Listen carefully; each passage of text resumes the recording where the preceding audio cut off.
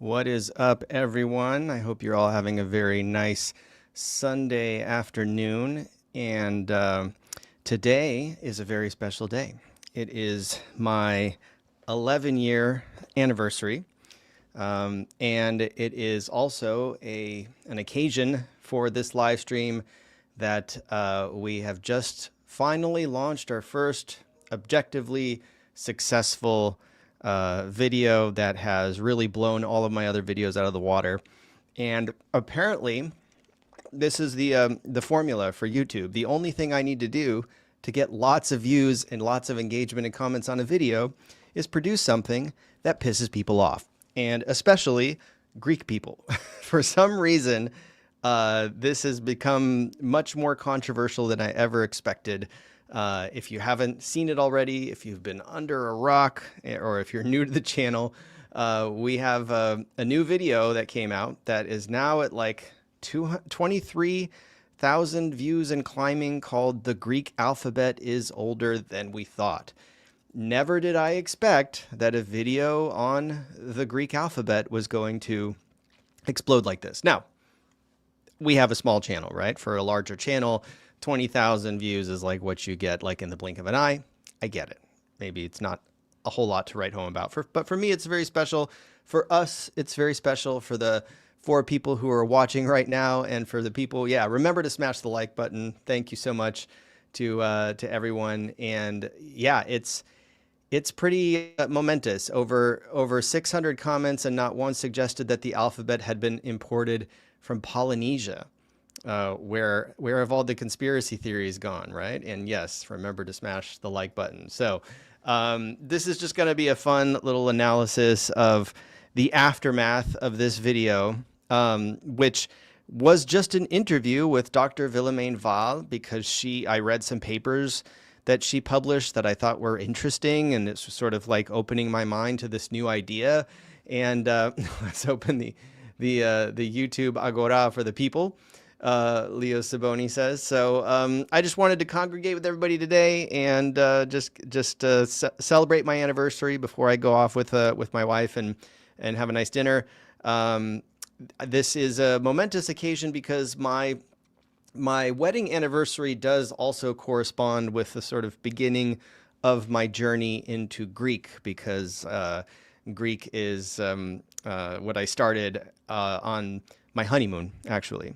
So, and the funny thing is that if you, let's take a look at some of these comments. Basically, I am being accused by a lot of people online of being a misceline, of being an anthelene, right? Of being somebody who hates Greeks. I must just hate Greeks. That is the only reason why I would make such a anti-Greek video, apparently. So we're going to get into that, because that's one of the more fascinating and surprising aspects of what happened as a result of this video becoming so popular. I haven't had the opportunity to watch the video, just the end of your appearance on Neil's stream. Hope you're doing well. Thank you, Neo Prototype. Thank you for joining us here. And yeah, let me show you guys, you know, let's just go over what I've learned from this whole process. So first of all, what I did, this was a little bit of, I'm still getting better at editing, right? Like, I've been doing this editing thing for about 3 years now. And what I did was I started the edit with these transitions. I've done this in other videos too, where basically I share some highlights, right?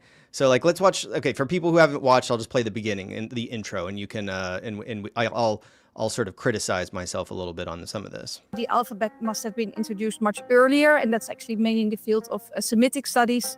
Especially Joseph Nave in the 1970s was a great proponent of the idea that actually the alphabet was already introduced to Greece much earlier. So the conventional paradigm is that the Greeks saw the Phoenicians writing from right to left. They were like, cool, like that's a really cool script. We're going to borrow it, but we're not going to use your right to left writing convention. We're just going to like experiment for like hundreds of years, writing left to right or right to left. Because normally, well, poetry and are not the the first uses of writing.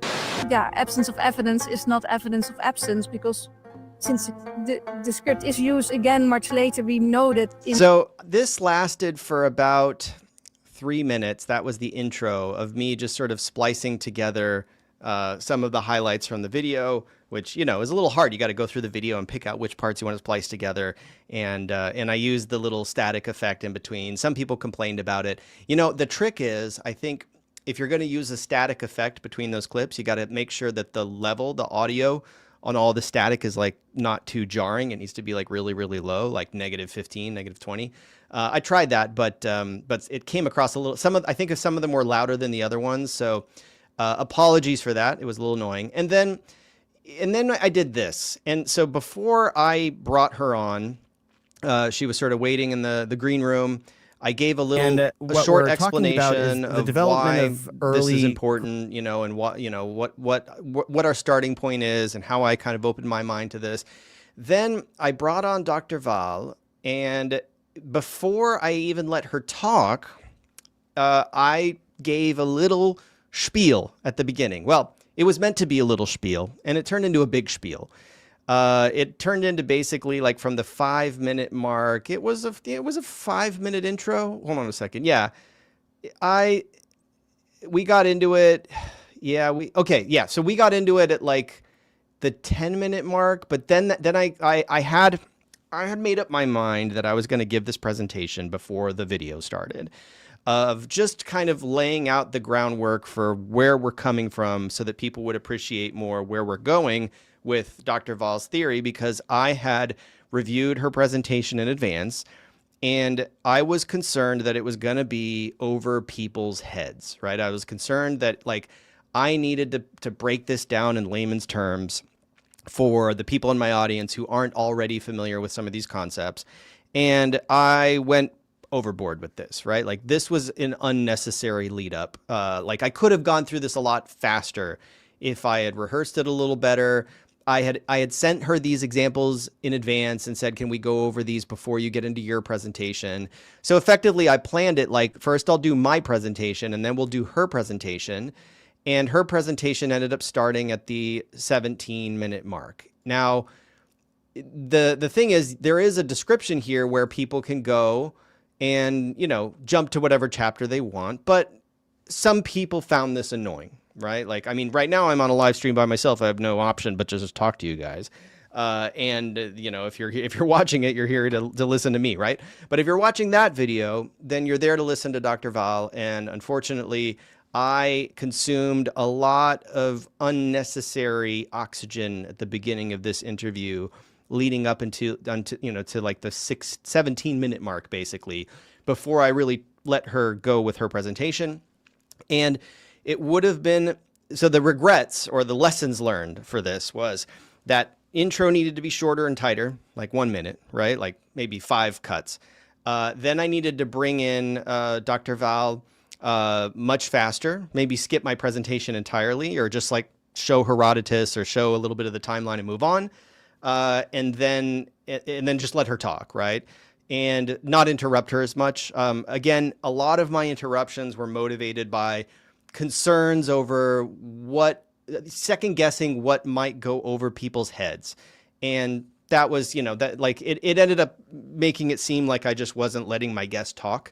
And I'm going to get better at that. So anybody who was commenting that I was interrupting or that I talked too much, or like, why did you bring this expert on just to talk? Because, you know, I'm not an expert, right? She's the expert. So totally fair criticism. We're not going to belabor those comments, but I did get some of those comments, and I responded to most of them to say like, yeah, I messed that up. Sorry, that was a little too much. 17 minutes doesn't sound bad, but basics always need to be established. Yeah, I agree, Neo Prototype. It's good to establish basics. But again, it's like I do have a very nerdy audience, right? Like a lot of you guys already know about the Greek Dark Ages, right? But my concern was that her presentation, even though it was expressly, yeah, I think you had to explain the consensus first anyways. I just could have done it a little faster. Let's put it that way. Like I got to learn from this. I got to make sure, okay, this one took off, right? So for all of the faults, you know, despite the fact that a lot of people were annoyed by certain things, including my own, you know, presentation, it worked. So the question is like, how do I make the next one work even better, right? How do I tighten up that intro? How do I get a better hook? How do I get not like 20,000 views in 3 days, but like 100,000 views, right? How do I really grow this channel to produce professional quality content so that I can share this interview with another scholar and they're going to be like, oh yeah, I want to be interviewed by this guy, rather than like what ended up happening was like, you know, bringing her on and then talking for 17 minutes. Ideally, it would have, I think I would have, that my concern would have been assuaged if I had seen her presentation and recognized in the presentation that there was like some breakdown in layman's terms and, you know, or at least some explanation of the Greek Dark Ages. It's not a critique of her presentation. Her presentation just really like drops you in the middle of the archaeology. And so, yeah, was it necessary to burn 17 minutes in the beginning to get people up to speed? No. I could have prepared and rehearsed something that would be tighter, or I could have edited it more creatively, or I could have done better. You know, you could always do better. And then Yasu Alexandros Karamizos, Cadmus of Phoenicia. And I think I have some of your comments that I'm going to be commenting on. So thanks for joining. Cadmus of Phoenicia built a temple dedicated to Poseidon in Rhodes and received an oracle from the god Apollo. Why didn't he like the Semitic gods, right? And yeah, I think that's a good question. I think the Semitic gods are like if we're talking about, you know, the Canaanite pantheon, right? Those were local gods, right? They were local to their own geography. To some extent, the Greeks also had local gods, but because they colonized a lot of the Mediterranean and the Black Sea, they were either, sometimes the Greeks would export, you know, their religion to their colonies, right? So the colonies in Magna Graecia in the south of Italy, you know, they had temples to Apollo. That was normal. I don't know if we would necessarily expect, you know, if imagining a scenario where Cadmus is this historical person and he's the Phoenician king and he builds a temple to Poseidon. Yeah, I mean, it's not that hard to imagine a scenario where, you know, he adopts local gods and local practices. I mean, yeah, that sounds, I don't know what's behind the question though. I guess there's probably something behind that I'm not addressing. So let me know. Feel free to follow up another question. How did you get 100K views? You did it in that video. It caused me to subscribe to your channel, despite whatever criticisms you got. Your content hooked me. Okay, thank you. I think I may, you know, I think DLBD. Thank you for the comment. Thank you for joining. I think I may have flagged a couple of your comments that I was going to review today, but I don't know if they made it into the final list. But I appreciate the people who critiqued me or who had some bad things to say about me, who might be joining to maybe reconsider their position on whether or not I am a Myceline after all. Aegean non-Semitic scripts like Cypro-Minoan syllabary coexisted with Semitic ones. Cuneiform, whatever, yeah. Aegeans, non-Semitic, coexisted with Semitics in Syro-Palestinian region in the Bronze Age. Yes, there was a lot of mixing and mashing and coexisting. 100K subs next. Yeah, I need to get to 100K subs. I mean, really, I think, you know, because I have so many friends in this YouTube space who are doing a lot better than me, I know that once you get like a video that really pops off to like 1 million views, that's when you're coasting, right? So I didn't get 100K views on this one. As you can see, it's 23,000. But, you know, I pinned my poster. I think one person bought the timeline poster from that. So if you're interested in like our timeline of the Bible poster, by the way, if you click on that button, let me show you guys, because if anybody's new here, like shameless plug, obviously, like I have this timeline of the Bible poster that you can buy from our store. Hold on a second. Boom. Okay. So yeah, this is the timeline of the Bible poster. The interactive version of this timeline of the Bible, this is if you want to frame it and put it on your wall, but the interactive version is available at crossbible.com, and this is right here. Bingo. So you can explore this timeline. And this timeline also includes, and this is sort of this is like the secret menu at a restaurant here.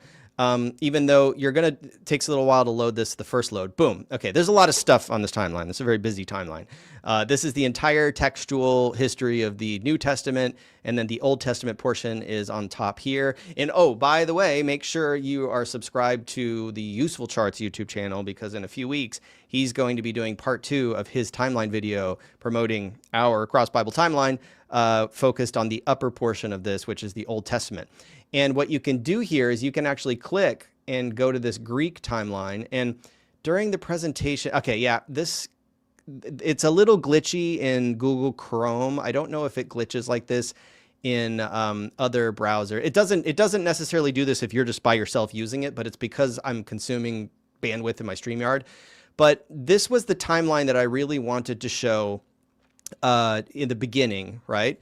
Was Cadmus Greek or Phoenician? Maybe he was Greek that lived in Phoenicia, or maybe he was like, I mean, wasn't Herodotus also, you know, a mixed ethnicity? Like, I don't know if we can really reliably pin people's ethnicity or their language, or like, you know, I'm sure people were, especially in Asia Minor, right? Like, I mean, there's debate about that. Like, I don't pretend to know. But the whole purpose of that really long-winded introduction that I should have tightened up at the beginning of that video was just to show that this is the default position, right? This is what my timeline shows, because when I did the research, this is what came up, right? This is just from 1200 BC to 800 BC. The Greeks were supposedly illiterate, even though right before that, they had writing in Linear B. And right after that, they had writing in Greek, or what we consider, you know, the Phoenician Greek alphabet or whatever. And in between, we just call that a dark age, because we just assume that nothing ever happened in this period, because there was this post-palatial Bronze Age collapse that happened. So this was the starting point. This is what I used to think was true. This is what I put in my video on the history of Greek. And I discovered that there was a scholar who had a theory that none of this actually happened, and that this whole adoption of the what we now call the Greek alphabet may have happened much, much earlier, like somewhere around here, right? Where maybe there wasn't a Greek dark age. I thought that was really interesting, right? And for some reason, as you guys are going to see, there's a lot of, and maybe some people are even in the chat right now, who think that this whole thing is just like racist, like, or just the fact that I brought on a scholar who has a theory that this is wrong, made me and her, you know, antheliness or miseliness or Greek haters, right? And that's just not true. So I'm here today to explain why that's not true. The idea that, like, okay, well, maybe the Greeks made this transition from Linear B to what we now call the Greek alphabet a lot earlier, and that they actually didn't get their alphabet from the Phoenicians. And the funny thing about it is that, like, I mean, I'll give you guys a preview of what this comment section ended up turning into. A lot of people are just really, I mean, like I said, I guess this is just the way you become successful on YouTube, is creating stuff that is controversial, that gets people upset and mad. I'm sorry that people are getting upset and mad, but, like, you know, the Minoans were native Cretans, okay? There are people who are kind of like pushing back on the idea that the Minoans weren't Greek, or like weren't Mycenaean, or like, I don't know, that there are arguments about ethnicity. There are arguments about, you know, the Greek history is 50,000 years old, and it's the first organized society with an alphabet. And the Greeks are the first in the entire world to develop civilization, and, you know, due credit to the Greeks for a lot of stuff. You know, there's a lot of valid critiques here. The Greeks did not take nothing from Phoenicians. Epic. Just we didn't take anything from Phoenicians.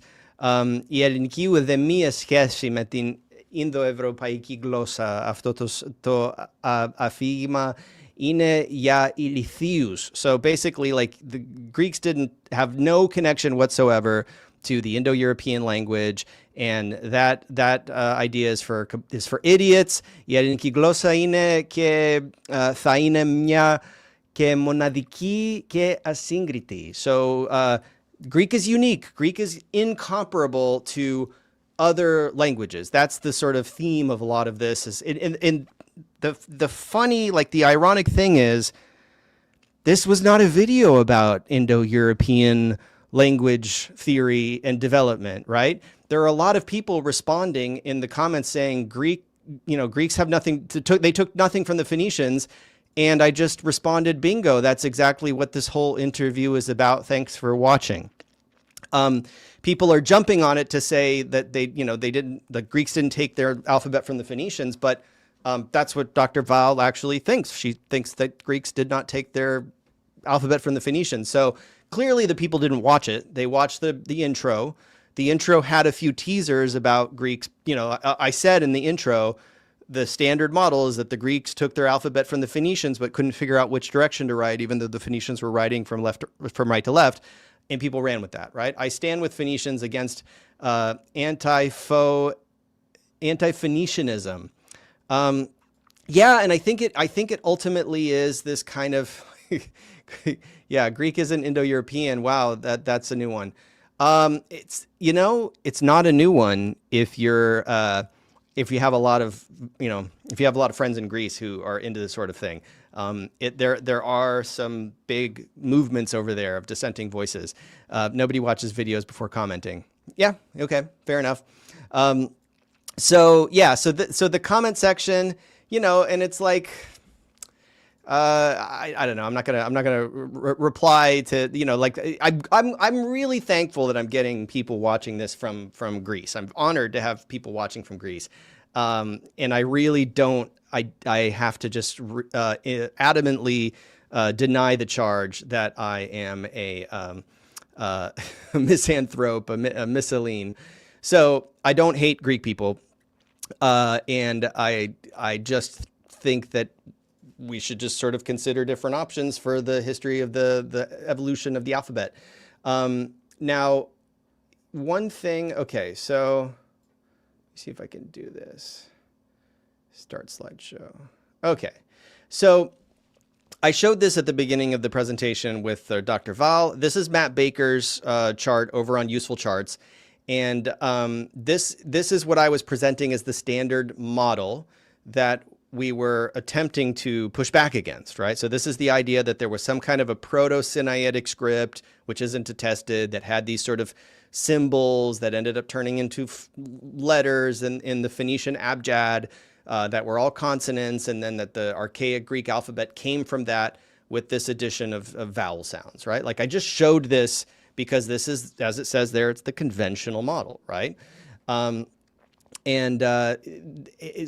this wasn't what I'm not saying that this is true. I'm just saying this is what Dr. Waal is actually arguing against. Now, in her model, I just want to make sure this is really clear. She posits that the Northwest Semitic alphabets, some of which have vowel signs, or at least like sort of the initial indication of use of vowels or use of consonants that double up as vowel signs, that was the parent of Phoenician script, right? And that the Greeks probably took their inspiration for the first true alphabet, combining vowels and consonants from an unattested mother alphabet that had vowel signs already, right? Now, I just want to point out, this does not imply that the unattested hypothetical mother alphabet that this is coming from, first of all, there's no implication that there's linguistic transfer, right? It's not like the Greeks took this, they're not getting their language from a mother language. This isn't about the evolution of the Greek language per se. It's about where did the Greeks get their alphabet? And ultimately this model presents a picture that is agnostic. Dr. Waal's theory does not account for exactly where the Greeks got their alphabet. She just doesn't think it came from Phoenician. So in her model, Greek, Anatolian, Italic, like these were all derived from some source. We don't know what source that is. Now, I think she would probably clarify that this is in the broader kind of ecosystem of Semitic alphabets, right? But there's alphabets going on in Egypt. We have cuneiform. She's not saying here in this model that the Greeks got their alphabet from some Semitic people, right? And so I think that's what a lot of the people who are sort of knee-jerk reaction objecting to a lot of this, they're saying, well, no, of course the Greeks didn't get their alphabet from the Phoenicians. That's this myth, right? That's this like long-standing myth. And, you know, a lot of it's based on Herodotus, and that's wrong. She's saying, yeah, that she agrees. It is wrong. She doesn't, that's not her model. So people aren't really paying that close attention. What this parent was, like what language it was, you know, we don't know. There are no inscriptions. That's the whole point, is that we do have this, the so-called Greek Dark Ages is a gap in our archaeological evidence. So she's saying that because they were writing on perishable materials, there must have been, you know, there must be a predecessor. And if it's, she presents evidence why that predecessor probably isn't Phoenician. So for everybody commenting like, oh no, Greek didn't get it from the Phoenicians, like, yeah, okay. That's what this whole thing, this whole conversation is about. Maybe they got it from a mother alphabet, right? Now, we can only imagine where that came from, but her point is that it probably goes back to some proto-alphabetic writing system that, again, is not attested. We don't have it.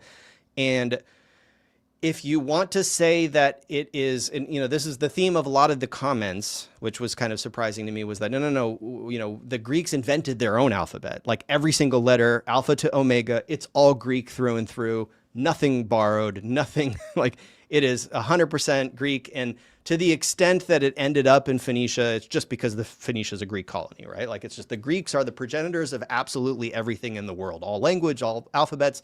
That's the sort of like reductio ad absurdum of what these comments are suggesting. But you know, that kind of also fits into her model, right? Like the unattested mother alphabet. Like, you know, I got a lot of comments about the Pelasgians or however you say it in English.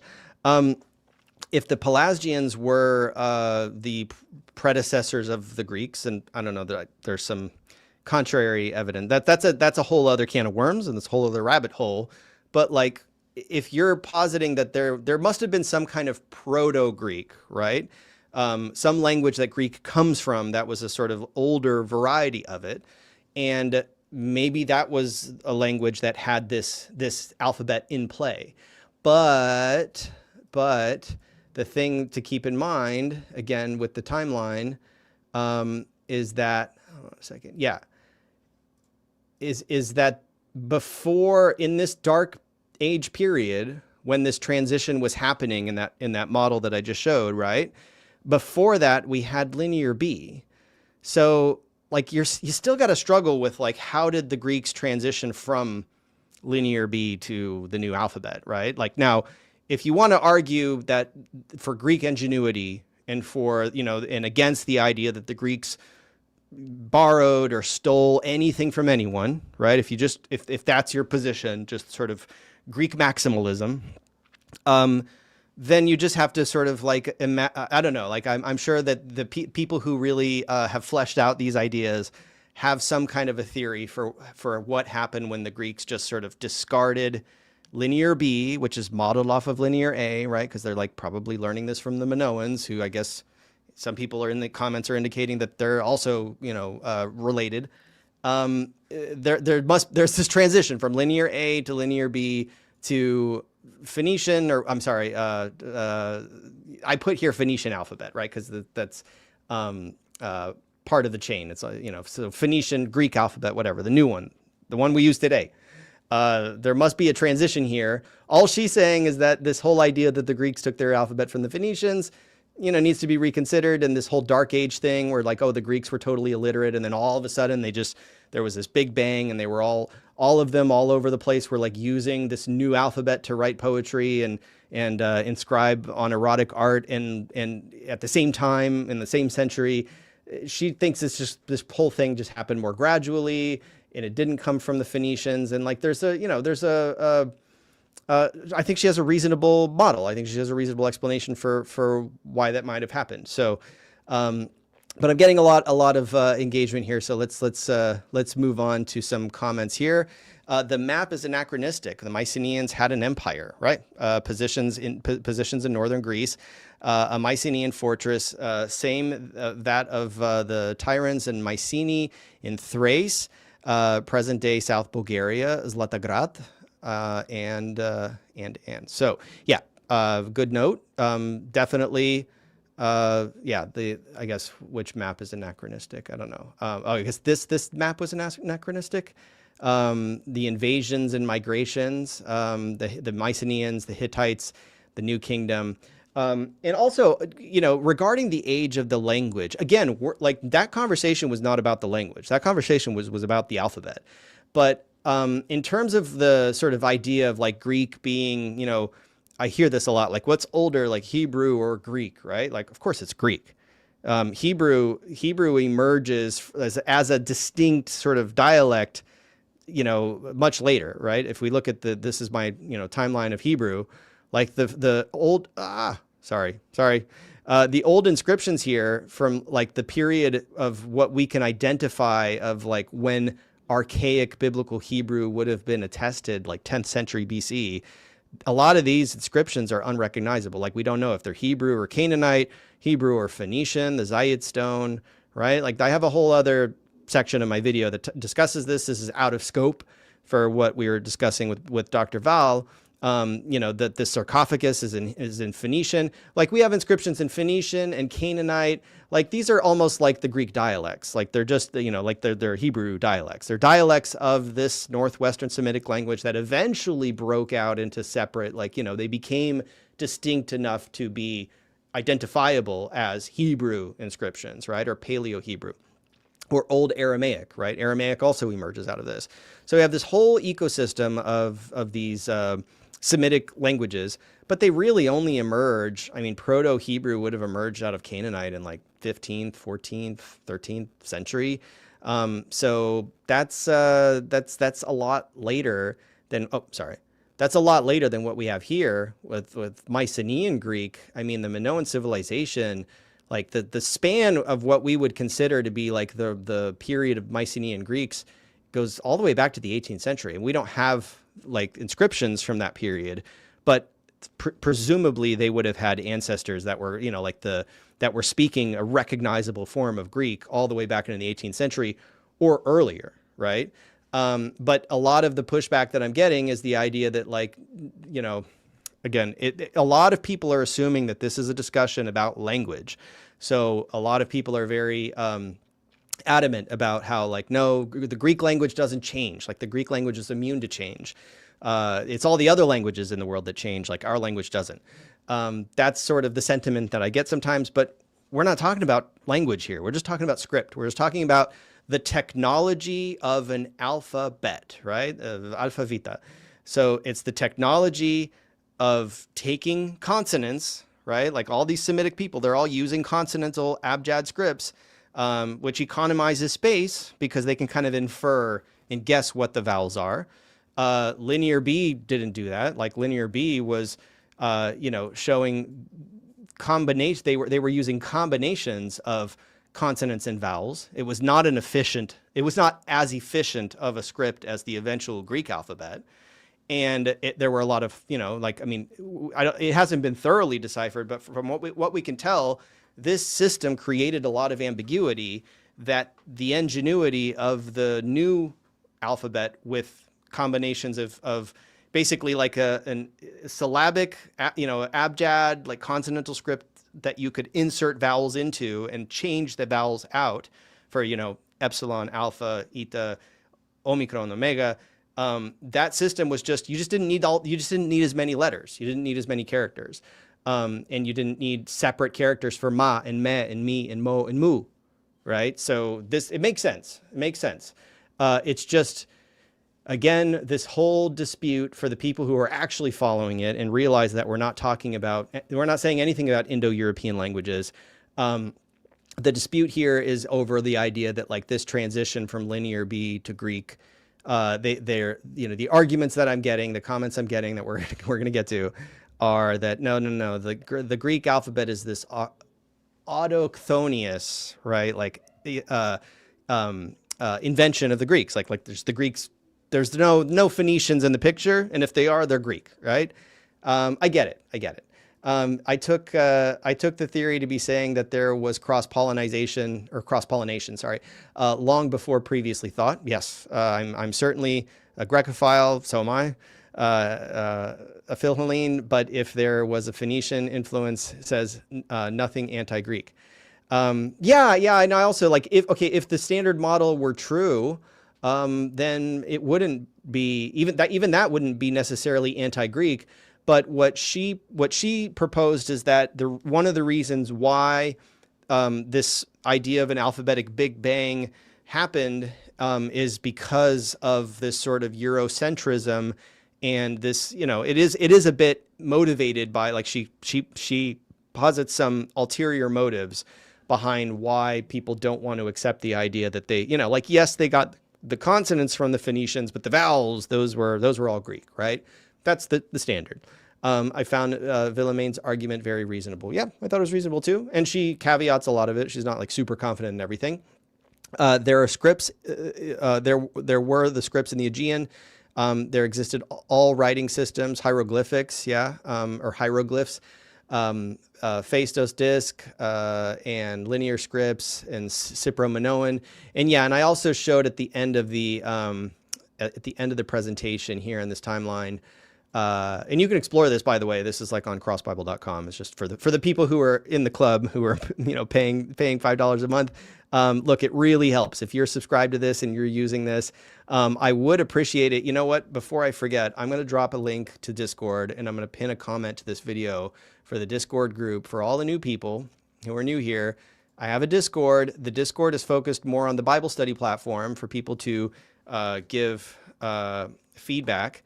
But you can also give feedback on the timeline, because I really need to revamp this timeline.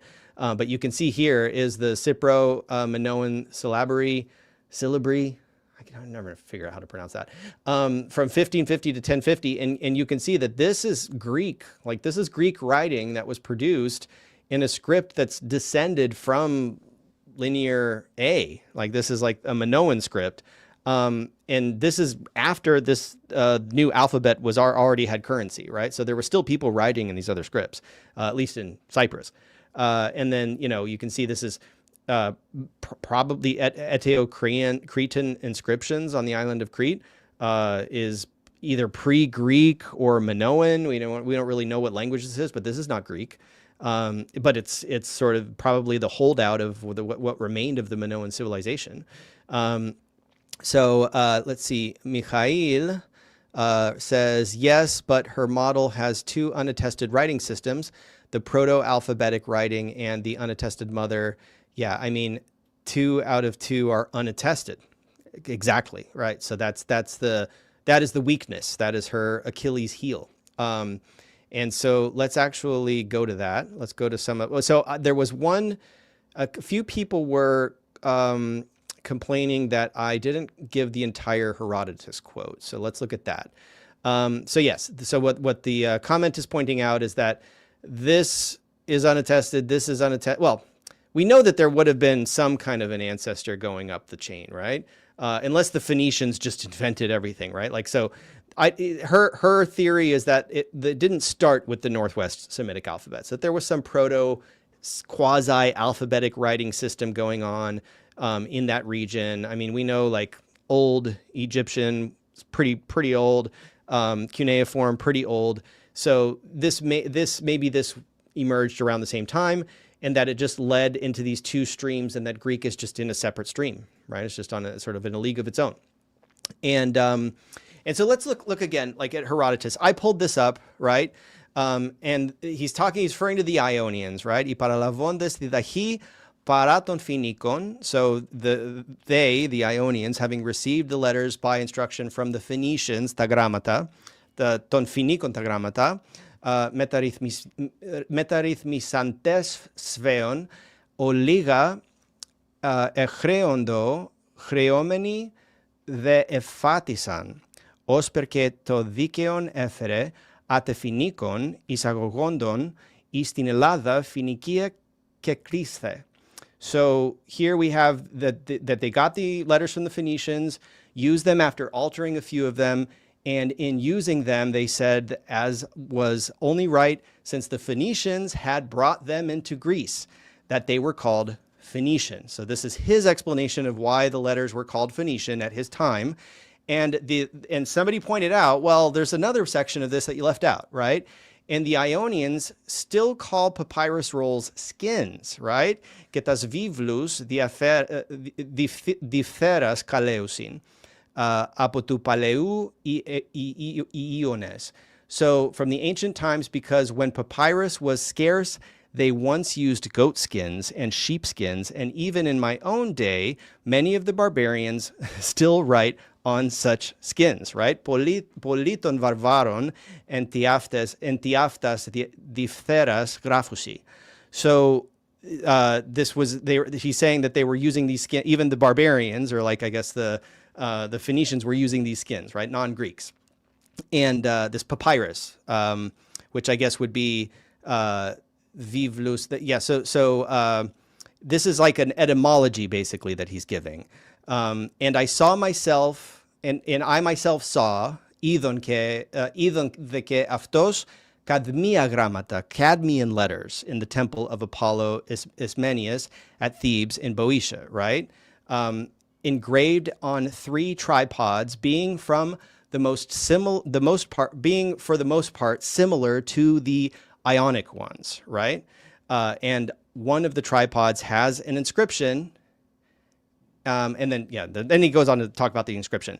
So this was a point that I didn't include from the Herodotus quote, that he actually refers to Cadmean letters, right? And this idea that it was Cadmus who set all of this up in Boeotia and, in Thebes. So there is a sort of like mythological element to this of sort of this idea of Cadmus and this is what Clement of Alexandria quotes. So I went over the Clement of Alexandria. I went over the Suda, and the Suda is the one that talks about writing on palm leaves, right? So maybe the Phoenicas is actually the palm leaf. And I wanted to get to, okay, so this is all stuff I presented in the stream, but it was too much. Like, it was too much. Oh, okay. So here's the next point that I wanted to show. So this much younger version of me, 11 years ago, went to Greece. Okay. This was my first time there, on my honeymoon 11 years ago. Today is the anniversary. And I went with my wife first to Athens. And then we went to Santorini. Again, this is this was 11 years ago, and this was one of the most amazing, mind-blowing experiences I've ever had. And if you've ever been, you know what this is. It's like, oh my God, this volcanic caldera, Santorini. It's the most beautiful place you could ever imagine. This is a Greek salad, a choriatki salata, that they have they put crack in this thing. Like, I don't know what it is, but you can see these Santorini capers and this little thing of olive oil that you can drizzle over it. I got to tell you guys, when you eat this thing, that's when you say, okay, I'm going to take my next vacation in Greece. Now, I get it. I'm a tourist, right? But this was when I had the revelation, relaxing in this wonderful hotel in Santorini, sipping my frappe, newly married, studying Greek, right? This was the first book I ever got in Greek, when I started learning Greek. And that was when it clicked. That was when I started. That was the beginning of the journey. So it's been 11 years now. I'm still going. And now we can get into some of these comments. So I just want to make sure that the people are aware of sort of the genesis of this whole project of learning Greek, of trying to sort of, with the goal of reading the Bible in the original, figuring all this stuff out, creating Cross Bible in order to assist in this journey and help other people go along this journey. So, Damascos says, I love your neologism, miscellaneous, but anthelines is customary is in common parlance. Love the show. So this was a positive note of me, sort of, I was already hedging against this, saying like, well, people are going to think we're like, Miss Hellenes or Misso-Hellenes by suggesting that the Greeks may not have even invented the vowels, right? Like I was worried about the perception of that. And so he was correcting me that, so miso means to hate, right? Miso Hellenes, to hate Greeks, right? So a Miss-Hellene is somebody who hates Greeks. And then he was pointing out that Anthelines is actually another one, the anti-Hellenes, where the T becomes a th because of the initial aspiration on the epsilon here. So they have two terms in Greek for people who don't like Greeks. These terms don't apply to me. I am like 100% on board with Philhellenism, right? I am a Philhellene. If those photos don't prove it, I don't know what would. This American, yes. So I'm American. I have to admit, I'm always going to be an outsider, but I'm an outsider who's like attempting to, enculturate myself as much as possible to what is, basically the foundation of our civilization, right? So you won't find a bigger fan of Greece than me. Phoenician signs and symbols existed in linear script and Cretan hieroglyphs. That they existed in linear script and Cretan hieroglyphics. But so you're talking about like alpha, symbols that resemble the later alphabet. Yeah, I guess there is some crossover. So many assumptions. This channel should be called Assumptions About Our Past. Screwdriver tuning. Yeah. Well, and this wasn't, I didn't make that presentation, right? Like that's Dr. Waal's thesis. I thought it was a worthy thesis of presenting on the channel. I mean, fair enough. Yeah. Lots of assumptions. The oldest languages are Albanian, Armenian, and Greek. The others are mixed. Okay. Well, and again, like when you're talking about the antiquity of a language, languages change over time, depending on how you look at it. So from my, the language development is on a spectrum. I'm Greek, and despite the incompetence of my compatriots, I love the way you're talking, your way of talking, you example ethos. Okay. Thank you. Elidorian, for the comment. Greek as a written language is much older than Albanian. Probably. Yeah. And again, are we talking about the language itself or the alphabet? And then also there are theories about oral cultures, where maybe only the elite are literate. But Dr. Waal kind of pushed back against that as well. Pelasgians probably were not speaking Greek. This is the Herodotus testimony. There is a lot of speculation about the origin and language, but the consensus is that it's a term covering non-Greeks. Yeah, Mikhail, that's true. There are sources. I didn't include them in today's slideshow, but there are sources that talk about the Pelasgians as speaking, effectively a barbaric language that was foreign to Greeks. Let's see, speakers who live in nowadays Greece and the Greek islands. I think that was a follow-up for that prior comment. And drop a super chat if you really want me to prioritize something you have to say, because I'm getting a lot of comments and I'm trying to get to a lot of them. But if you want to support us, drop a super chat. I'll definitely get to a super chat. But I don't think there have been any super chats yet. What Phoenician symbols exist in linear B? I think that's pareidolia. Yeah, I mean, some of them may just be similar. You can find similar symbols in the Indus Valley script or ancient Chinese oracle bones. The medium dictates the script. Yeah, exactly. A lot of things just look similar. Triangular shapes, orthogonal shapes that can, sometimes be kind of tricky to navigate. So you pronounce it syllabary. That's good. Syllabary, syllabary. Syllabary. I don't know. Is there a schwa in there somewhere? And Albanians and Pelasgians on Monday, Proto-Greeks on Tuesday, Thracians on Wednesday, Minoans on Thursday, Arvanitas on Friday, Macedonians on Saturday, and on Sunday they take the day off. Thank you for that. Okay, so I Paleoteri glossa in Alvaniki glossa, I Pelasgiki glossa. πες το λίγο ακόμα και θα το πιστέψεις. So, yeah, thank you, everybody. Let me go to some comments now. So that was the first comment that I wanted to draw some light onto, is these interesting terms for people who hate Greeks that do not apply to me. Sorry, they don't. And then these comments that are like immediately like the Greeks did not take nothing from the Phoenicians. I already said like, okay, yep, that's what that was about.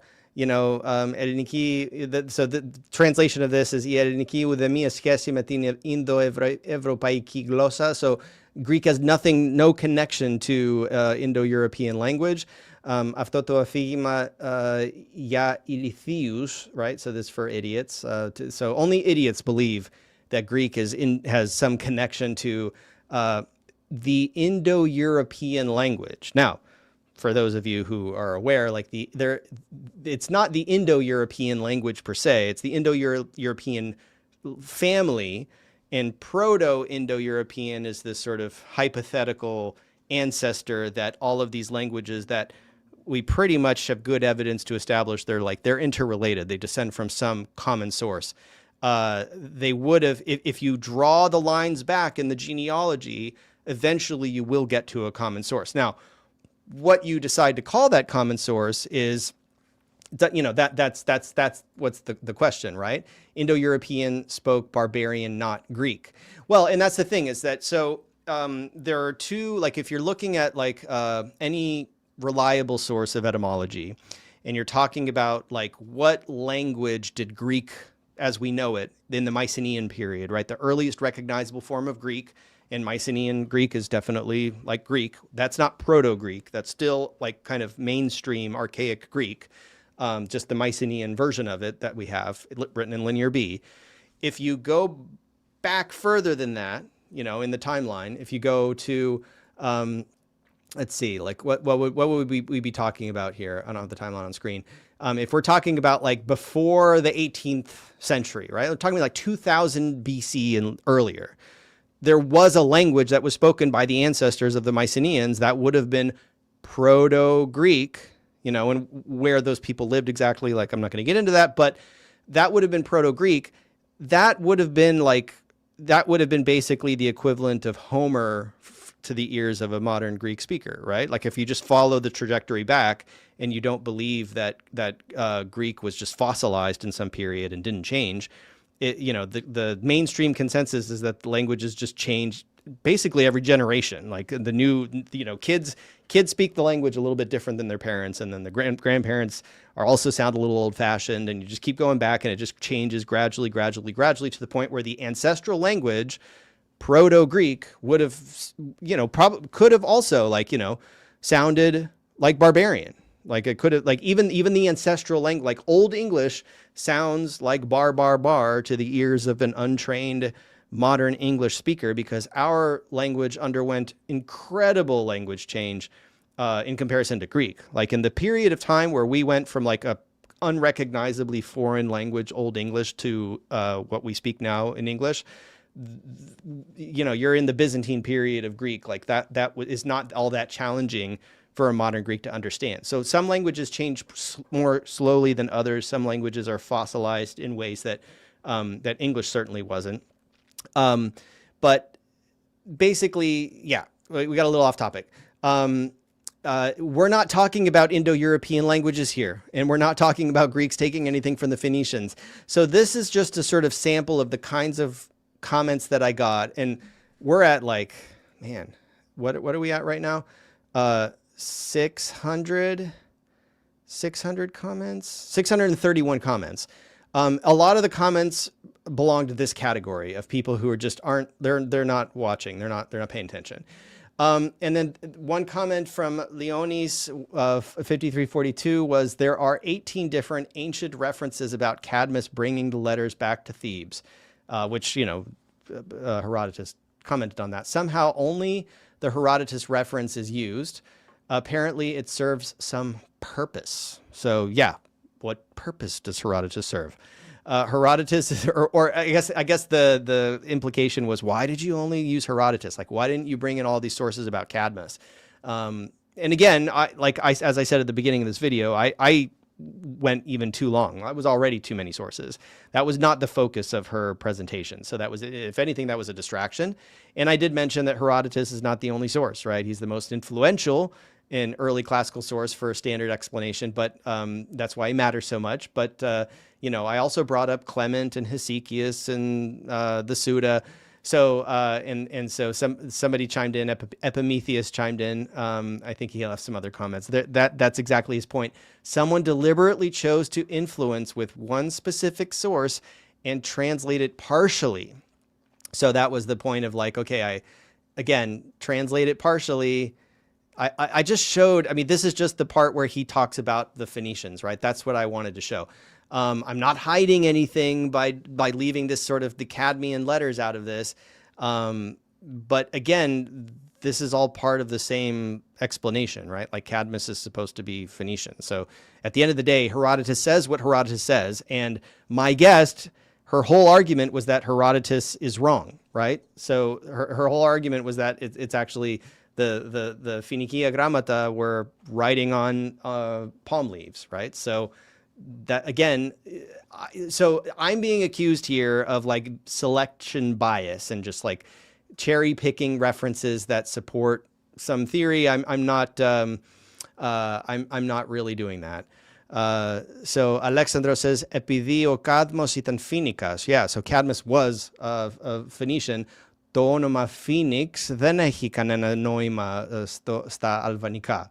I guess he's arguing with somebody about who's saying that the word Phoenix has some meaning in Albanian, and that's his name is his name.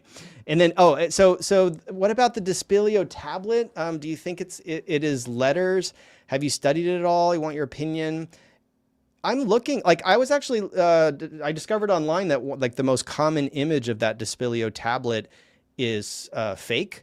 And that like it's really hard to find online like an authentic image of what it looks like. But I think there's some like the dating of it is contested. Like there's some questions about the authenticity of that and where it would sort of fit in this timeline. And I don't know exactly. There's a lot of comments about it. And I can't say I have studied it enough to comment on it. But it was in the comments. I may touch on it. So why do you talk about Greek as if it's the oldest language? Why do I talk about Greek as if it's the oldest language? I don't. I think Old Kingdom Egyptian was probably spoken through a period where maybe, the thing is like, if you're talking about, like, I would consider Proto-Greek, which is a hypothetical language, like the ancestral language of the Mycenaeans, which is unattested in writing. We have no evidence for it, but it would have existed, right? Like, again, these assumptions, right? Like you have an assumption that like every language has an ancestor, just like every human has two parents, even if those parents are not alive, right? So if you get to a point, if somebody knows their family tree and they know their grandparents and their great-grandparents, if they don't know who their great-great-grandparents were, they don't know their names, they don't have their photos, they still existed, right? There's a certain curtain that you can't pierce back behind to determine who your ancestors were. The Greeks had linguistic ancestors, right? And sometimes linguistic ancestors are not the same as genetic ancestors, right? But we know that you can keep drilling back, right? And so eventually you get back far enough to where that's where historical linguistics comes in with the theory of the Proto-Indo-European language that everything would have descended from. You can't, I'm going to show I'm going to discuss some ideas that like, okay, well, maybe that just goes all the way back to like, maybe it's Greek all the way down, right? Like that, there are a lot of people that want to just, are very passionate about this, that it's just Greek all the way down. And that the whole idea that the Greeks descend from some Proto-Indo-European, it's just like, they don't want to be associated with all of those people over in India. They can't have common ancestry with those people, right? Like they need to be like there's some ideologies involved in that. But again, not the topic of this discussion, right? Like this discussion was all about the alphabet. And this was a really big one. I'll just basic just the beginning of it. Like ancient Greeks utilized a diverse array of approximately 25 to 30 distinct local alphabets. And I think 33 was the number Dr. Waal gave, categorized according to modern classification established by Adolf Kirchhoff into regional families such as green, blue, and red scripts. So that was a part of her presentation. This immense variety proves an organic long-term evolution of writing across the Greek world rather than a single foreign import. So this is aligned, right? Like this is an example of a comment that's like, okay, you got the memo, you understood the assignment. Notably, the Western red alphabets of the Chaldean Kume in Evia was carried to the Italian peninsula, where it served as the direct progenitor of the Latin alphabet. And to give you an example of that, so confirming that the modern Western script is essentially an archaic Greek variant, right? So we, for example, use this symbol that looks like this for the letter X, right? And that's our X sound. Now the Greeks have this sort of these three strikes, this X, the Xi, the Greek Xi looks different, and it's simply because the Greeks over in Italy were using the X for Xi, and then the Greeks in the other regions were using the letter that caught on. But effectively, yeah, we in America we use a foreign alphabet that doesn't even have letters for our, like, we have the letter th and the and sh, and like we have all these sounds in our language that Latin doesn't correspond to. So we have digraphs like, th and sh. Our th digraph is supposed to serve for th and the. And we use this foreign alphabet. It's foreign. It's not our native, English alphabet. It's the Romans took over and gave us an alphabet. The Romans got their alphabet from the Greeks, right? The Russians got their alphabet from the Greeks too. It's totally normal in a culture for either like an alphabet to be imposed from above, because it's like the Romans conquered Britain and we use their alphabet, right? Or just, I guess in the standard model, the idea is that the Greeks really liked what the Phoenicians were doing and adopted their at least their consonants and then stuck vowels in it. And Dr. Waal has a slightly different perspective on this, but it's a different stream, but it's the same idea. There's some, what do they say? Like, talented artists borrow, but geniuses steal, or something like that. Like, I mean, there's no shame in recognizing, like, hey, they're using some really cool technology, like over the pond, across the pond, right? I'm gonna like take that and like make my own version of it, and like, this is cool. I don't know if that offends like your, sort of national identity. Like, don't blame me for being anti-Greek for simply entertaining the idea. Like, I'm open-minded here. And so I commented on this on one comment to just say, like, yes, the Greek alphabetic world is already too diverse and widespread. Like, I'm articulating Dr. Waal's thesis of like the alphabetic Big Bang, and that her point is that the standard one step from Phoenician to Greek, that story may be too simple. And so I got this comment from someone saying, "You're very comfortable in dealing with the symptomatic level of history, but you still haven't answered my questions. Iraklis is raising an important issue, the complexity of the Greek alphabet, which leads to my points that Greek went through an extensive period of designing and implementing a very complex system of writing." Agreed. And with it, a revolutionary way of thinking.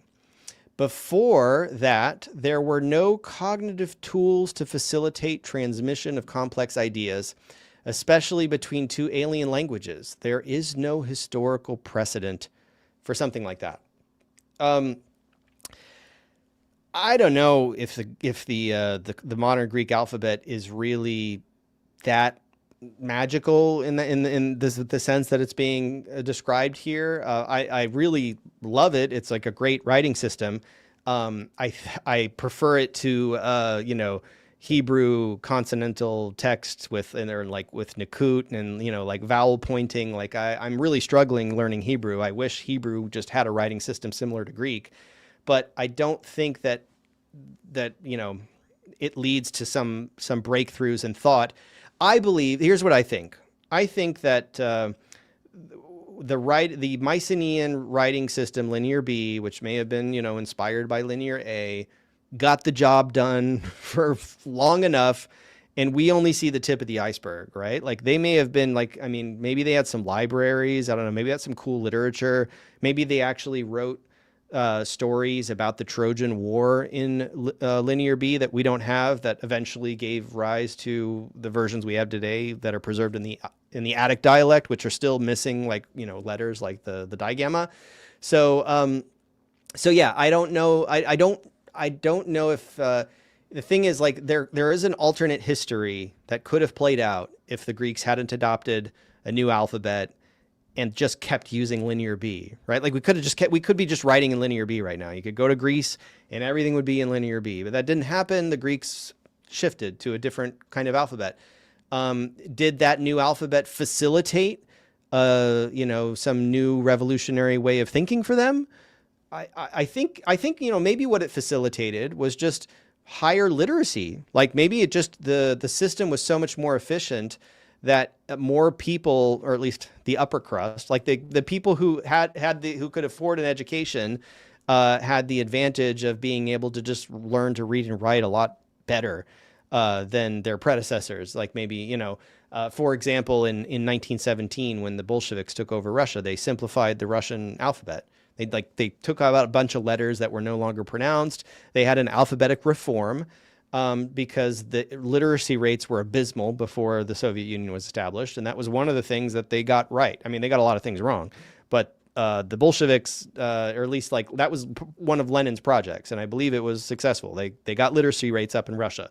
Now, could they have continued using the old alphabet with all these hard signs and all of these like vowels like yat, these letters that they weren't pronouncing anymore, that were pronounced just like other letters in the alphabet? The burden was a little bit heavier for language learning. Just like, I mean, just to bring it back home, right? In Greece, in the 1980s, they abolished polytonic script. Now, a lot of people thought that was a bad idea. There's certainly like some aspects of polytonic script, like the circumflex accent, to mark the merging of vowels in contract vowels. I love polytonic script. I wish the Greeks were still writing it, but they simplified their language. They're like, they wanted people to learn Greek a little bit easier in school, and it probably affected the literacy rates, right? It probably improved literacy. There are quite a few archaeologists who question the Indo-European theory, like the French archaeologist Jean-Paul Demoule. Yes, there are questions about the Indo-European theory, which is basically standard, historical linguistics. Let's be honest, right? Like that is just the field. The comparative method has been more or less proven, or at least like it's been it's well established. Now, could we correct that methodology, and could it lead to different, are there archaeological discoveries that could be made to point in a different direction that would lean more on the Anatolian hypothesis or the steppe hypothesis, right? Like we still haven't established a connection of like, or a consensus of exactly where the Proto-Indo-European culture would have emerged from. But I know that there is a lot of tension between certain schools of thought of people that want it, look, the Greeks want the sort of that whole chain. Like if they're going to grant that all these languages are related, their posture is it all came from us, right? Like it originated right here in Greece and went everywhere else. The Indians, like there are people in India who have a completely different perspective on this, and they think it originated in the Indus Valley and went out from there, right? I mean, I've gone down a few of these rabbit holes. Like they don't support the Anatolian origin hypothesis. They don't support the steppe origin hypothesis. That I think is more like if there is a consensus, I think it's more in the idea of like the Indo-European cultures originated somewhere in modern day Ukraine, and then went into these other regions. But the difficulty is this is all pre-history. This is all like pre-recorded language. So it's a complex topic. I'm not an expert in it, but it is worth pointing out that, yeah, there are some archaeologists that question the current model, whether or not they question the linguistic, like the comparative method that actually establishes the link between these languages. That's another, interesting facet of this. Linear B isn't a very effective writing system for the Greek language. For instance, it isn't possible to represent the final letter sound of a word when it is a consonant. Yeah. It's a bunch of open syllables. A lot of the times you can't tell the difference between like the letters that would eventually be like epsilon and alpha and eta, right? Epsilon, alpha, eta. The new system was much more effective, right? Like that is part of the ingenuity, is just recognizing, even if you didn't invent it, it's just recognizing that it's better. It's more effective for administration and palace record keeping, but not for more, I suppose. I don't know. I mean, I imagine that if we had a better understanding of Linear B, if we had more record, more attestation of it, could you write the Iliad in, rewrite it in Linear B? That would be an interesting experiment. So the next question, the comment I get from Epimetheus, is there is a book with the title Hebrew is Greek, written by a Jewish scholar named Joseph Yehuda over a century ago. This book doesn't demolish the paradigm of the Semitic origin of the Greek alphabet, but it also suggests that the Jewish Semitic language is a product of the Greek language. Now, it's not clear what that means. So there is silence from the quote unquote experts. When you're putting experts in double quotes, you're pushing hard against the consensus. Also, the word phoenix appears in a variety of Greek myths, and there is etymology for that word in Greek, whereas Semitic, quote unquote Semitic, and Joseph Yehuda puts, he says so-called Semitic, and I think he also puts Semitic in air quotes because he doesn't believe Hebrew is a Semitic language.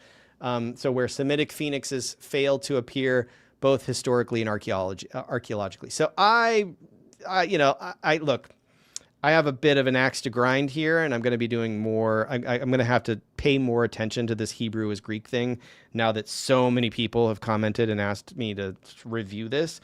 Look, if they just want my opinion, if they respect my opinion and they want it, I'm going to give it to them. I'm going to give you a little preview of that today. Because I just think this is garbage. Like, I'm sorry. I'm not aware of any reliable evidence that Joseph Yehuda had formal academic credentials in classics, philology, linguistics, or related fields.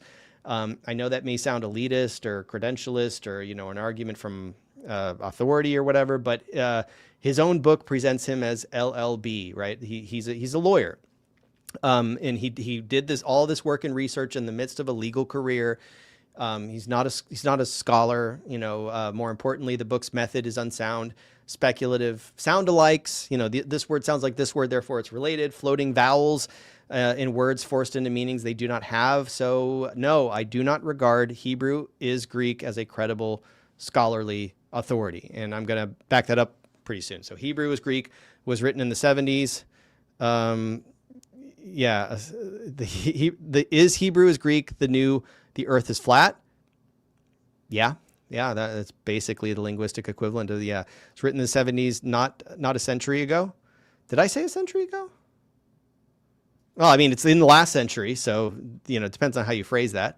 So Alexandros Karamitzos is in the chat right here. So great feedback, right? The Cycladic frying pans were astronomical maps. Just as the Minoan molds of Palekastro, precursors to the Antikythera mechanism, preceded Babylonian astronomy. Yeah, amazing stuff. The people around the Aegean have always produced civilization, were experienced in seafaring and had knowledge of astronomy always. So yeah, the wider Mediterranean context is exactly what makes the discussion so interesting. And but the interview's main point doesn't deny Aegean creativity. I guess I don't know. I guess I was being too defensive. Maybe you were just pointing out some cool facts. The Greeks created a complete and perfect alphabet to engage in poetry, literature, theater, philosophy, music. If the Greeks used an abjad system, they would simply be limited to trade and accounting like the Phoenicians. Yeah, I do think you're right that if Phoenician and Hebrew literature never existed, they had to write in Greek. Well, the Hebrew Bible exists, right? And the Phoenicians became, the Punic, Carthage. So yeah, the Greeks definitely excelled in their, in all, just laying the foundation for all of our modern culture and literature and theater and science and philosophy and medicine, and just like you just go down the list, and the Greeks were just like knocking it out of the park.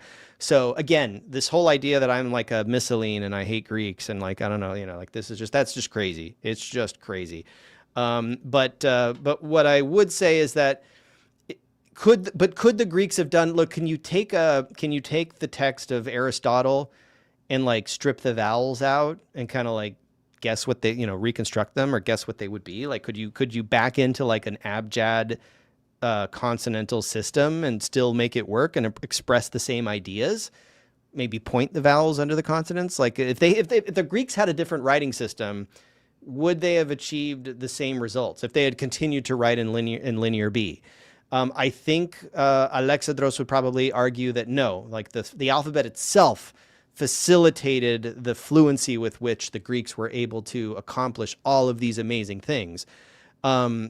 So yeah, but I don't think it was necessarily. I think they could have done it. I think they could have used, I don't know. We get a lot done with the Latin alphabet in English, right?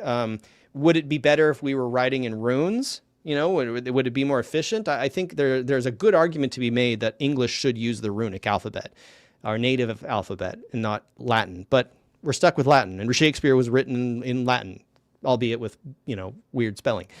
Most scholars are not credible. Not saying lawyers are credible either. I would not say most scholars are not credible. I would just take it on a case-by-case basis. But if you're a scholar and you have credentials, then maybe maybe you at least have training, and you at least like put your work through peer review. You kind of you have a reputation to defend, right? You're held to a higher standard, let's put it that way, than a lawyer publishing, a hobby book, as an enthusiast, right? And I'll eat my words someday if I publish a book and people are like, oh, well, Stephen published a book and he's not a scholar. But I don't know, maybe I'll get a PhD or something. We'll see. I've only ever seen, Amoners bring up that Hebrew is Greek book. I have a suspicion that like most of the people who are recommending that book in this video or in the comments are there. I think I'm getting this quote. I'm thinking this is all coming from Ammonites, to be honest, followers of somebody who named Amon Hillman, who endorses this book, unfortunately.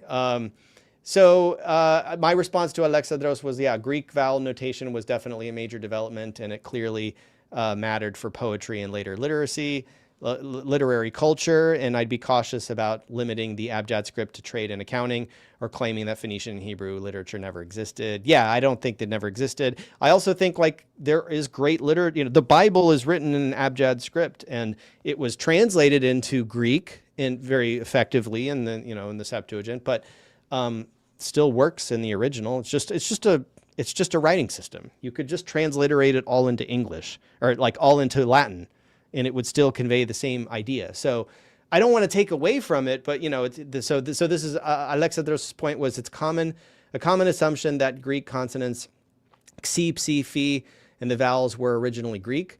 Then why are you talking about? What are you talking about? Don't you see the sign alpha in the linear B script? It's a vowel. And has the same value as epsilon, right? So yeah, I mean, maybe the linear B script was, it had the equivalent. I mean, if the ah sound, it was already established as the first sound in all of these alphabets all around the Mediterranean, I don't know how we could establish who was the first person to just put, a symbol together that represented the ah sound. But that symbol could be represented by any, grapheme, right? So so I got a lot of your questions here, Alexandros. They were very good. Another issue that troubles me is the historical sources such as Hecataeus of Miletus, who lived before Herodotus, who claims that the letters, for example, the alphabet, were brought by Danaus from Egypt, or earlier sources by Homer that Palamedes was the inventor. So Palamedes invented it. So why are the sources hidden? Do you only have Herodotus? The Greeks mainly used 3 terms for the alphabet: Pelasgian, Cadmean, and Phoenicia. Diodorus Siculus, the grammarian, for example, used Pelasgian, and even Plutarch, who accuses Herodotus of malice. So yeah, lots of sources, and I'm sorry I didn't bring more of them to today's discussion. That probably would have been useful. But I think the point that Dr. Waal was trying to convey was, yeah, there's just all these contradictory sources and opinions, even among the Greeks. So yeah, we want to take them all into account, but to what extent can we really, again, on her model, this new alphabet, the transition from Linear B to the new Greek script happened a long time ago, before our written records existed. Now, did they have written records? That's the thing. It's like, if they were writing on palm leaves that had a very short shelf life, did Greek writers who were making the inscriptions that survive from the 8th century, writing in left to right, right to left, and Vustrophedon, did they have access to those earlier texts, right? Presumably, yes, right? So we don't have them, so we can't really say. They may have tapped into some knowledge that was conveyed from their ancestors that we just don't have, or they were just speculating, making some guesses, making some educated guesses, making some evidence-based guesses. If they disagreed, I don't know. I don't know I don't know if we necessarily can say for sure if they're right about whatever theories they're putting out there. So I think this is one of the more confrontational ones, right? Like, again, scholars is in double quotes from Epimetheus here. Geospatial says, Dr. Waal says we have to assume that Greeks were writing earlier than 800 BC. Please watch the words that you use as an academic. It has been substantiated by the discovery of the Griffin warriors' grave in Pylos that Greeks were writing at 1650 BC, which means it can easily be assumed that they had been writing as far back as 2000 BC. Sure, okay. Please use clear language as to what you mean. You are arguing about writing in the new script, not that Greeks did not know how to write prior to 800 BC. Yeah, it's not that's not what she's saying. Yeah, so her whole point is that they were writing before 800 BC in the new script, and of course before that they were writing in Linear B. Greek was a literary language. Yeah, I mean, no contest here. Like, there's nothing. I mean, obviously I don't know. I don't think this comment is reflecting an understanding of what's actually being discussed. That's the problem. Every non-Greek quote-unquote scholar, referring to Dr. Waal, that I've heard talk will say anything to bring down Greeks and Greek civilization. It hurts them that the Greek language is so unique that it cannot be linked to anyone. It's sickening to watch. I bet you if Greeks were African, every one of these scholars would just be heralding the virtues of the Greeks and yelling them from the rooftops. It's sickening to technically you're both wrong on many points. This is coming from the same comment, geospatial, of which I mentioned 2 major ones. So one is that the letters were invented in Egypt and adopted by Phoenicians, not invented by Phoenicians. She never said they were invented by Phoenicians. And then the second was none of the cultures of the Middle East have alphabets. They have abjads. Again, exactly what was discussed. So saying that the Greeks inherited the alphabet from the Middle East is wrong. The Greeks invented the alphabet using some letters from Egypt by adding Greek vowels. So again, I think it's the people who watch the first 5 minutes and then just just, start blazing at their keyboard, or keyboard warriors, who aren't really kind of aware of what we're even talking about. I don't get the point of getting zealous about language and scripts. Language is an arbitrary convention we use. You'd be surprised how passionate people are, right? Like, ne, lathos canis, canolathos. Then υπάρχει κανένας cadmi, or maybe somebody else is saying. So he's saying you're wrong. Then υπάρχει κανένας cadmi. So cadmi didn't exist in armonis tis archaeas pigues, in the ancient sources. There was nobody cadmi in Armony. Sorry, maybe that wasn't meant for me. You guys are just talking amongst yourselves. The Despelio tablet is a wooden artifact bearing linear marks, and this is the Epimetheus. So somebody asked earlier about the Despelio tablet. Unearthed in 1993 during George Urmuziadis's excavations in the Neolithic site of Despelio in Greece. A single radiocarbon date from the artifact has yielded a radiocarbon age of 6,270 radiocarbon years, which when calibrated corresponds to the calendar age of 5,324 to 5,079 BC, with a 95% probability. And it goes on to say you can clearly see epsilon, digama, delta, vita, lambda, theta, kappa, like in the other later Vinca writings, which is younger than Despelio, but still older than any Semitic or Canaanite cuneiform writing system. So I think we can do a proper funeral to the out of the Levant paradigm, or anything quote unquote Indo-European from beyond the Caucasus. And again, Indo-European is like that's not a script, right? We're not talking about, you have to separate between the discussion of alphabets and the discussion of languages and, language development over time. And then here we have, so Alex NY says, I suggest you look into Antonios Adonakos, who explained very well how corrupt academics excluded anyone Greek in the work to decide how the Greek alphabet came to be. So there was some conspiracy. In out of more than 10 different possibilities, only one pointed at Phoenician. That was and that was Herodotus, who says that it is a possibility that Phoenician letters meant they are from the Phoenicians, but also acknowledged that this could just be red letters, or I don't know if he said red letters. He said that they could be, the later Suda said it could be on palm leaves, right? But yeah, I guess Phoenicia grammata could just be the color phoenix, right? Like red, the reddish purple that they had, which were called Phoenicia red, or Fignac was synonym with each other. So yeah, again, she's not saying they got, Dr. Wahl's not saying they got the alphabet from the Phoenicians. And then somebody went into this whole Black Athena, and this comment thread went on for days. It was very entertaining. We should be first critical of ourselves. When Black Athena came out, there was no Greek scholar that came up with a serious refusal.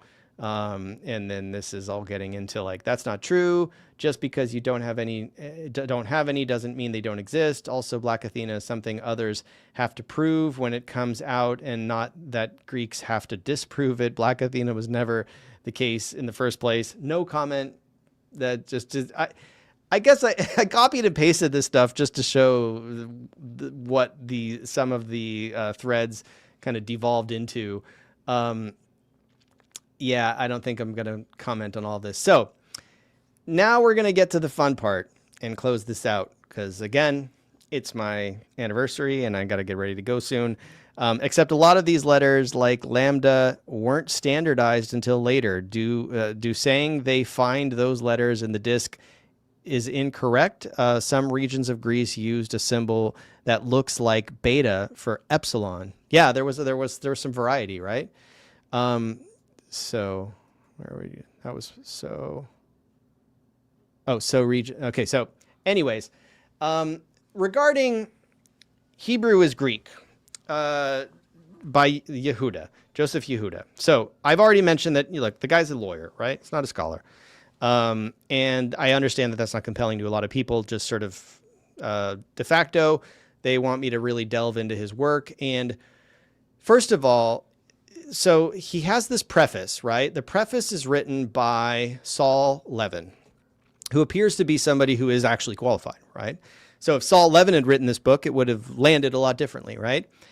And I can only make some cursory observations of just skimming this book really quickly.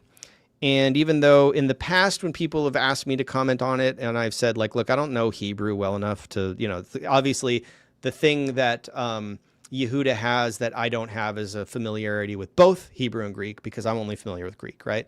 So I've always shied away from this. But I have to say that from just a cursory review of Hebrew as Greek, there are a lot of red flags that stand out that I have to point out. The first one being that the preface by Levin, despite the fact that Levin may be qualified, he's an actual scholar, right? This preface is not a full-throated endorsement of Yehuda's wild thesis that Hebrew is actually just a dialect of Greek, not heavily influenced by Greek, not like part of some kind of a Greco, a Hellenistic Sprachbund that, absorbed, like there are some similarities that are very striking between Greek and Hebrew. But this guy runs with it to the point where, like, I'm sorry, I cannot get behind this. And frankly, like, Levin doesn't get behind it either. And a lot of the people who are like commenting are saying, like, well, read the preface by Levin if you have any doubts. This guy is clearly endorsing it. Well, I just want to point out a few things that Levin says about Yehuda. And if you're encountering any of these people like Ammonites who are like saying, Hebrew is Greek and read this book, this is all helpful, hopefully going to be helpful information for you. But Levin says to keep this book unpublished for fear that it may contain errors, and May is doing a lot of work there, would be a disservice all around. Once it is made available, any competent reader can extract for himself all that is profitable to him. Kind of weak sauce, if you ask me. If you're looking for an endorsement, Mr. Joseph Yehuda is in a class apart. And there are many things you could say about him that are probably positive, right? Like, guy did a lot of work. The guy did a lot of homework, right? He wrote to me from London in 1977. This book was published in 1982, by the way, year I was born. After seeing my book on the Indo-European and Semitic languages, and that opened up a fruitful correspondence interrupted by periods of illness. So this guy wrote a book about Indo-European and Semitic languages, and he's clearly like, a reasonable scholar, right? Like somebody who would be, a good person to write a preface for a book like this that's basically overturning his entire field, right? No acknowledgement of that. It turned out that we often disagreed. Okay, that's interesting. But as I read on, I found more and more of truly great value. Indeed, some of it is astonishingly helpful for problems that had baffled me for years. To illustrate this, I shall make a few observations about particular pages while commending the book as a whole for careful study by all who have a fair knowledge of Greek and Hebrew or Aramaic, the chief languages treated by Mr. Yehuda. And then furthermore, those who are experts in Sanskrit, Avestan, Armenian, and Hittite on the Indo-European side, which Yehuda doesn't think the Indo-European thing even is a thing, right? He doesn't think Hebrew and Aramaic are actually distinct languages. He thinks they are versions of Greek. So the fact that Levin is not really addressing this in the preface, right? Like he's giving this sort of mealy-mouthed, like, endorsement is a big red flag. Like, whoa, I don't get it. I really don't get it. To grasp the syntactical parallel, we need not adopt his. This is Levin saying about Ben Yehuda. We need not adopt his phonetic argument that Hebrew sounds are just a modification of the Greek sounds. Okay, so Levin is throwing Yehuda under the bus for his phonetic argument, saying that you don't need to accept his like wildly inaccurate, assumption. It's only necessary to remark that L is beyond question phonetically close to the Arabic article al, right? And so again, phonetically close. So he's basically kind of like, I don't know, did he pay Levin to write this like very reserved preface? It's like a little weird. Like how is he casting doubt on him? But then he's saying, he's conceding the idea that the Hebrew word El for God it's phonetically close to the Arabic article al. So if things, so again, this is sound alike etymology. This is these two words sound similar, therefore they are related. And in the case of Yehuda, he thinks that they're just absolutely like, this book is bonkers. Among the issues of linguistic methodology, which this book is bound to raise, this is Levin, an important one concerns the occasional sporadic or spontaneous deviant from the normal form or the normal pronunciation of a particular word or words. And this is where basically like he fudges his homophony. He calls them homologues. He has these homologues, these similar words basically between Hebrew and Greek. And whenever there are parts of this book, there was one I wanted to include, I didn't include here, where he says that the homologue is practically unrecognizable. Like this Hebrew word looks nothing like this Greek word, but I have a way to do it by tweaking the vowels and swapping out the consonants. And basically like he has a way to back in to any combination. Like he can make, and yeah, Aramaic is Greek, Akkadian is Greek, Arabic is Greek. And then by extension, like basically everything is Greek. Like this dude is like beyond help at this point. So he says, I have unbounded admiration for Mr. Yehuda's energy, enthusiasm, and thoroughness. As shown in the foregoing pages, I have profited greatly from scrutinizing his book, and particularly from certain inspired passages. Some of his boldest thoughts are his best. And if we criticize him, we ought, in fairness, to acknowledge that a sternly cautious method would have inhibited those valuable flashes. So, again, according to Levin, who is supposedly endorsing Yehuda here with this preface, he's just saying, like, if Yehuda had observed a sternly cautious method, in other words, if he actually had any kind of valid methodology, it would have inhibited the valuable flashes.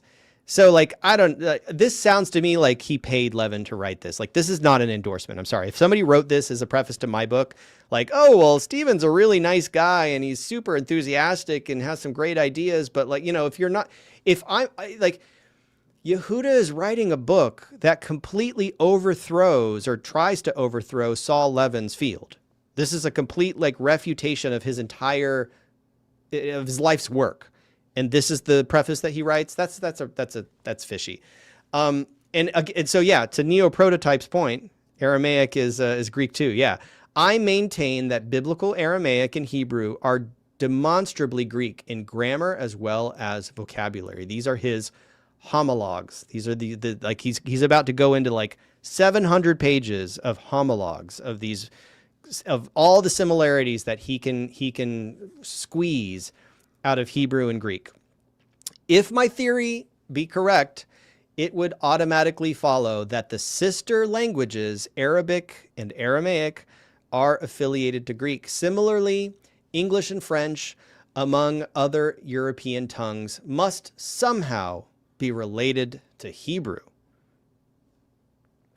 Now, the only reason I'm throwing this nonsense at people is like because it's, first of all, it's come up a lot in the past few months and a lot of discussions with a lot of people, especially related to the whole Ammon Hillman scandal. And it was flooding these comments. I mean, I think I had no less than 5 comments in the main video about Ben Yehuda. I don't know if the person who was asking me to review this is in the chat. Maybe he's watching the replay. I'm sure he'll comment. I'm sure there's nothing I can do. The thing is, these people are like so devoted to this idea that like Hebrew is Greek or that Hebrew is fake or just whatever, like whatever nonsense they're devoted to, they're not going to accept any evidence against it. And frankly, like I have to say that he's done a pretty thorough job, Yehuda, in terms of getting a lot of Greek words and then finding Hebrew words that sound like it. And oh, thank you. Notanamaprog says Steven's a really nice guy and he's super enthusiastic and has some great ideas. So thank you. I appreciate that. So let's get into Yehuda a little bit. So that the Hebrews were Asiatic Greeks, right? And this was somebody quoted this. Avri and Iperote, probably the Habiru and Hepiru of Syrian and Egyptian annals, and that their language was continental Greek. So basically this is this thing, like, oh, the Hebrews were just Greeks, right? Then when the Hellenic affinity of the Phoenicians had long been forgotten, it was assumed that the identity of the Greek with the Phoenician alphabet was simply a matter of borrowing. And then he's citing Herodotus 558, right? Which I cited. And so basically, if you caught that, he's saying Avri or Habroi, right? Some people say Habroi. Avri or Ipirote, right? Or Eperotai. If those are adjectives for luxurious and mainlander, right? Like people who are continental, right? He thinks that because it's like you see this br, right? The avri or the vr, that combination sounds kind of like Hebrew, right? Or the ipirote, right? The ipirote, the mainlanders, right? That sounds kind of like, like you can see his thought process, right? Habiru, Hepiru, Abri, Abroi, Iperotai, right? Like this brr, gr, like he's finding these combinations. He's mapping that onto Hebrew. There's no connection. There's no like etymological connection there. It's all BS, but he's connecting those dots because of this combination of B and R. Okay. Hunting for homologs. This is very revealing. Hunting for homologs, says Yehuda, was, is, and will ever remain a most exhilarating exercise. It has all the excitement of the chase and its hazards. It is never dull or fruitless, for even if one gets off the trail, one is more likely than not to gain some incidental or adventitious benefit. So this guy, his whole thing, you can see, the rest of the book is like this, is just connecting dots. It's just, this word sounds like this word. Okay, boom, they're related. This word sounds like this word. Boom, they're related. And it just goes on and on and on and on. And you can see he's really excited about this. So this is an exhilarating exercise for him.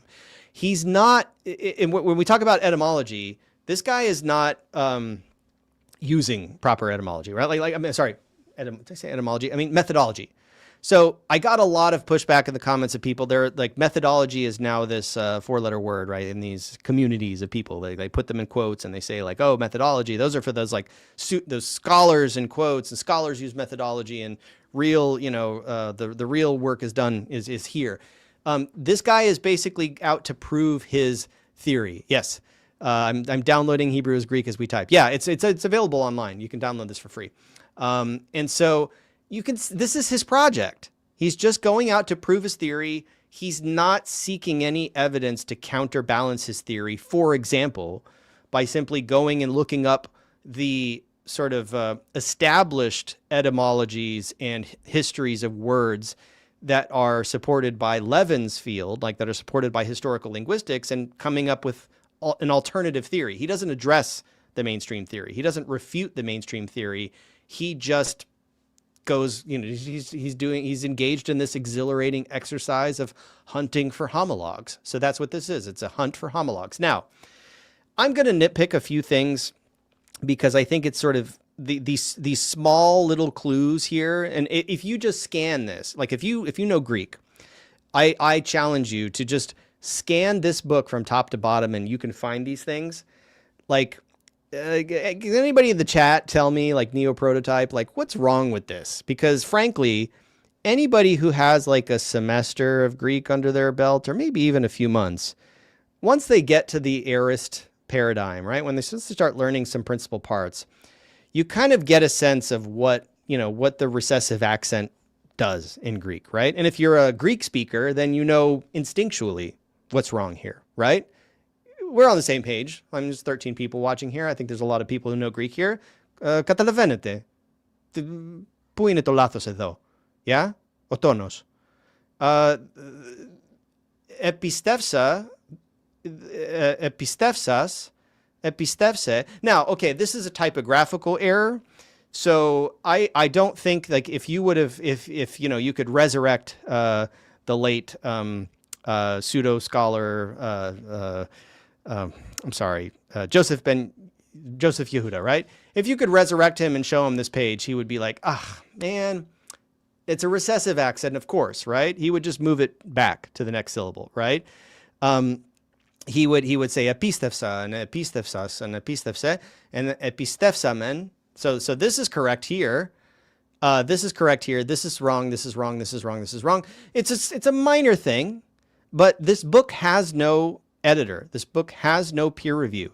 Even Levin, who supposedly scrutinized it to write his preface, didn't bother sending a little letter to, making a phone call. They were talking about like 1982.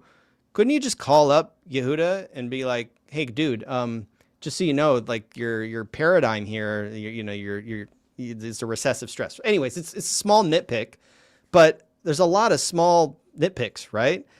This is a red flag already. It appears he skipped the introduction where the accent rules are taught. Yeah.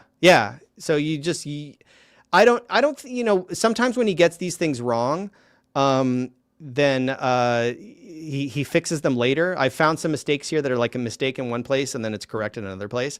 The name Hebrews comes from the Greek ivris, with which the Asian Greeks apostatized to the worship of Saturn. That's interesting. Yeah. So again, I'm not going to endorse this, but just let's put it this way. Any combination of BR, VR, however you pronounce it, you can play this game all day long, right? And you could come up with you could write a book. If you are in this mode that Yehuda was in, hunting for homologues, I agree, it's an exhilarating exercise. And you can make so many connections that are not real and just run with it because so many words sound like so many other words, even across languages. Now, more of this, like, okay, again, I'm nitpicky about like accent patterns, even though like I'm also prone to making mistakes, right? But catharsis, right? He says catharsis here. Now, this little group here that's on the live stream, you guys know that it's catharsis, right? It's a recessive accent. And this is something that somebody from the United States, I think Yehuda's American, right? Or he's like Jewish American. We say catharsis. So it's totally understandable for Xenos to write catharsis, which is spurious, right? I don't believe that's not a thing in Greek, right? It's catharsis because the accent recedes to this alpha here. It's not here. So again, small little typo, small little nitpick. Most of the time he gets all of these correct. I think he's copying from a lexicon, right? Like, I mean, it's not that hard to copy from a lexicon and get your stress marks in the right places, right? This is symptomatic of the fact that this book was not edited and not peer reviewed and not double checked by anyone competent, right? Because they would just flag it, right? And I'm talking, I found this stuff by just scanning a PDF from top to bottom very quickly. Like this only took me like 15 minutes.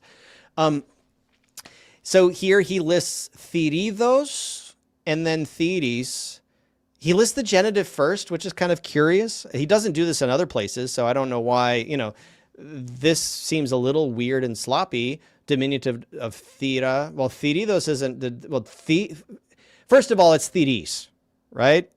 Let's put it that it's not theres, it's theres. So he's got the wrong accent, but then he's got the wrong order. Like really, I mean, if you're creating a resource like this, if this had an editor, if it had a peer review process, you would list theres with the correct accent, and then the genitive would be after that. Similarly, if he's talking about alachma, which is change, right?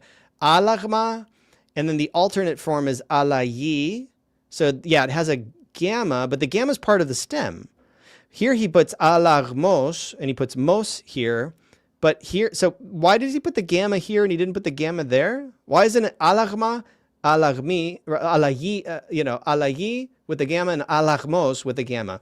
It's just sloppy. It's just like not, it's like whatever. It's I am being nitpicky. He doesn't have like, I haven't found in my cursory examination huge mistakes in other things like this. Like, I don't know, gambros, right? Like here he has a recessive accent. Is this Sappho, right? Like, I mean, there are dialects of Greek where this would be normative, gambros, but normative is actually gambros, right? So like, just like here, pentheros. So why did he get gambros and then pentheros? Like, well, why does he make these small mistakes? Like, I think it's because this is something that, there are classicists who mess this up, especially when they're pronouncing Greek because they don't speak Greek. They don't speak modern Greek.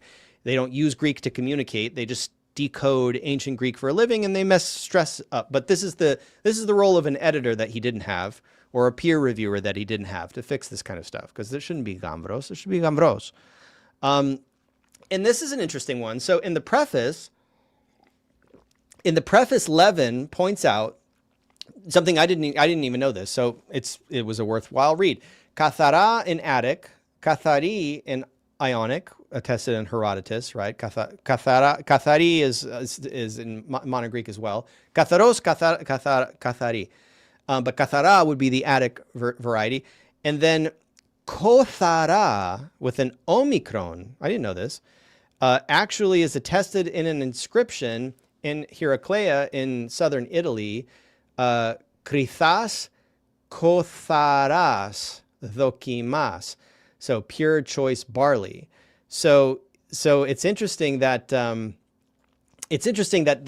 alpha gets swapped out for an omicron in that one inscription. And I found a few other examples of that, of this, of the aorist participle using this kothar versus kathar, right? Has no satisfactory Indo-European etymology.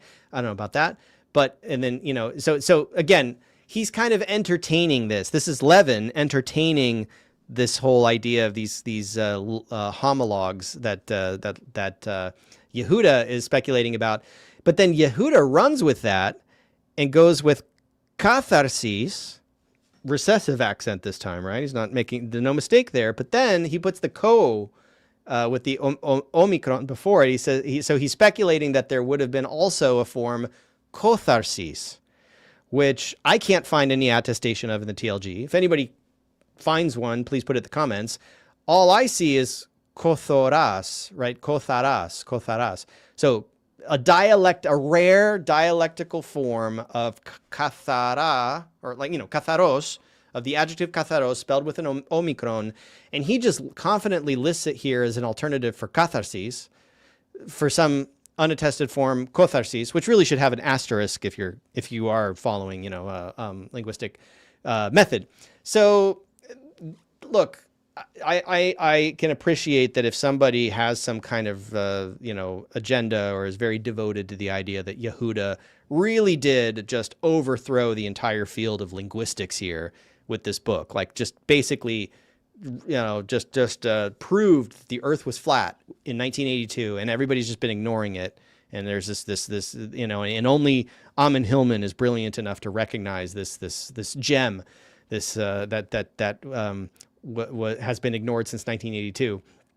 I don't think that, I agree. I have not sufficiently debunked this yet. I will work on it because I know it means a lot to a lot of you. But I have to say that normally my approach to this sort of thing is if I see this many little tiny things, right, this many errors, and I've become convinced that this book had no editorial process and no peer review process. If the little things don't add up and are false or inaccurate, the big things also are not going to, that's just my policy, right? Like at that point, I'm confident to just throw this book in the garbage at that point. I have plenty of other books that are peer reviewed, that are edited, that don't have little tiny mistakes like this all over the place, that I could just find in a quick review, that are totally worth reading, right?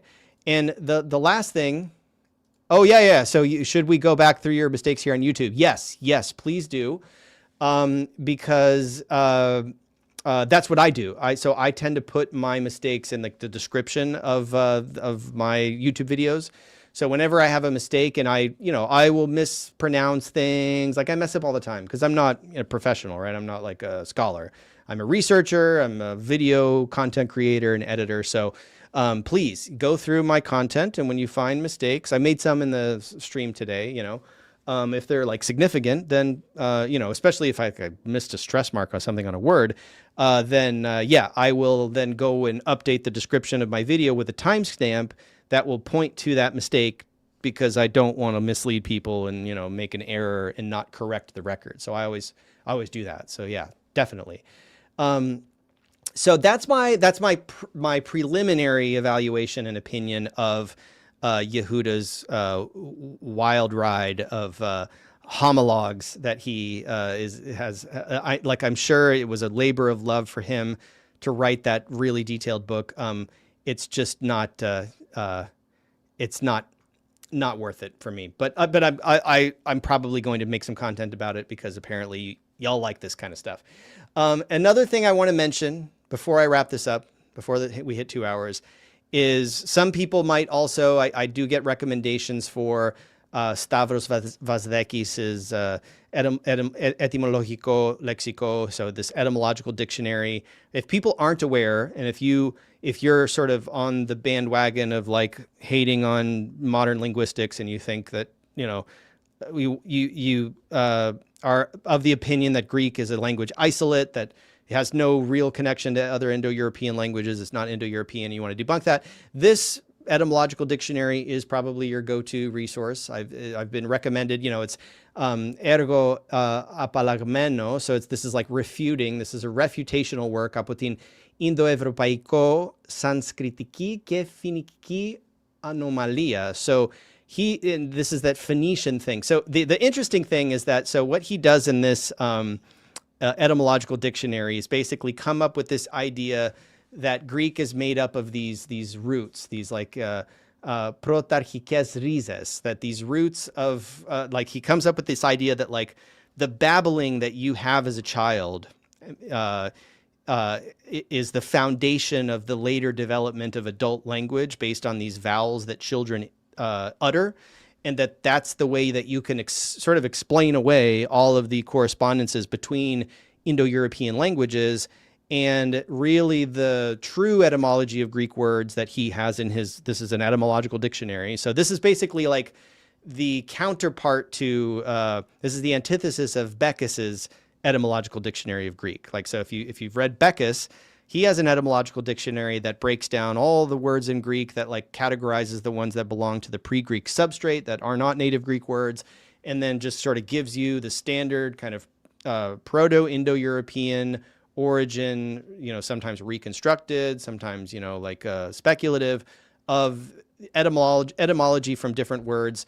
And he indicates confidence level, this is a really well-established etymology, and gives lots of examples. And, this etymological dictionary is for people who don't want to believe in, the standard paradigm and want to reject it. And this is a refutation of Indo-European, of modern linguistics, right? Like that. So this is your source if you want to delve into that. I've read it. I've gone through I've been asked by friends of mine to vet this and give an opinion on it. And my opinion is thumbs down. This is really bad stuff. But you may be a big fan, and I may need to make content. I don't know.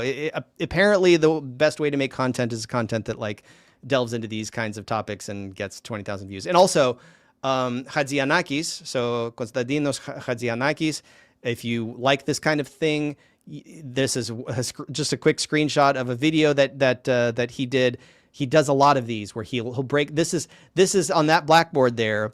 It's him basically breaking down the etymological connection between Hellene and Pelasgian, right? That basically they're the same. That's the same word because there's the aspiration at the beginning of Hellene that goes back to a digamma that then became a P, and the word Pelasgian, and it comes from Seli. This is the modern sort of incarnation of Ben Yehuda in Greece, of a guy who creates a lot of content. And I've been like, I have friends who are really on board with this, who have given me his books and told me like, no, you like the only way to like in their opinion, the only way to sort of properly address these sources is to just go through them and like, you just spend hours. Like if you don't really do that, you never really, you don't properly refute these things. And even if I did, like, would screwdriver tuning really, like, would it be worth an investment of my time to look past all of those little tiny errors in Yehuda's work, to dig through and like, bring on a Hebrew specialist or something and like vet the whole thing from top to bottom and find more evidence? Like, the thing is that all I can really do is just show you that like this Greek word, according to, like Beckus, or according to whatever modern scholarship, is derived from this word and connected to this word, and it goes back to this root, and it's completely isolated in a separate stream of transmission from anything over there on the Semitic language side, or Semitic language side, right? They're completely different language families. So that in and of itself makes like any connection back to Hebrew very improbable, unless we're talking about like some kind of transfer, like a Sprachbund or something like that in the Hellenistic period when the Greeks were interacting with the Hebrews. Like that kind of thing can happen. And then if on the Hebrew side, there's got to be also like, I'm less familiar with it, but it's the same thing. You get a word that is derived from another word that's related over here on all, like the Hebrew, the Semitic language branch, they all interconnect, right? So you have Hebrew, you have Aramaic, you have Akkadian, you have like all of these Northwest Semitic language families that have their own etymology, their own stream, their own, lexical features. And then Greek is separate. So just because this word sounds like this word doesn't give you the ability to then bridge the gap and say that they're related, or to say that they're the same. That's the thing. Like Ben Yehuda's theory is that they are the same. They're the same language. It's just Hebrew is a dialect of Greek. Now, if you're a self-respecting, like, Phil Helene or Hellene, if you're Greek, I don't know if that is like necessarily an idea that you would want to endorse, unless you just like the idea that like Hebrew is fake and Greek is the language that everything else is like just copying. I don't know. I see the appeal. I see the appeal, especially if you have some kind of, chip on your shoulder and you just don't like, you don't like the fact that the Greeks used anyone else's alphabet or borrowed anyone else's vocabulary, or just like, or that was in any way connected to the entire, Mediterranean ecosystem of their day. I get it. But just because I happen to be inclined towards the conclusions of modern scholarship that are all verifiable and like, supported by evidence and peer-reviewed literature, it doesn't make me hate, like, doesn't mean I hate Greeks, right? And it's also not an issue of like, oh, if you don't support Hadzianakis and his theory about how like, the Hellenes are connected to the Pelasgians and like his etymologies and stuff like that, then you're anti-Greek. Well, Hadzianakis is like, he's an electrical engineer as far as I'm aware. There are really good scholars coming from Greece, right? Like I have lots of books written by Greek scholars that happen to be more or less in line with mainstream linguistics and philology, right? So it's not like a sort of like Greek, anti-Greek dichotomy, right? That's not a thing. There's that binary doesn't exist. So sorry. I stand charged of being a Greek hater, a Misceline, and I object. I am not that I do not fit that profile. I would watch you broadcasting from an empty SBL hall. I'm not planning to go. I don't know yet if I'm going. I might go in November. Also the way to getting 100K is by managing to offend everyone equally. Yeah, I need to figure out how to offend everybody more and get more views that way. Separate based missing time in the record. Good way to make it look independent. P.S. Greek definitely had beginner influence, but saying here's some mistakes, this paper is bad, not even reasonable. No. I mean, I spent a lot of time on this. I don't know. I went through the preface. I identified some of the cagey, weird language that Levin used to kind of like provide a mealy-mouthed, very hesitant, qualified endorsement of Yehuda. Not a very compelling preface, especially from somebody who is a presumably a mainstream linguist, who did not at all address the fact that he was giving the preface to a book that has a very, very steep uphill battle, and then going into an inherently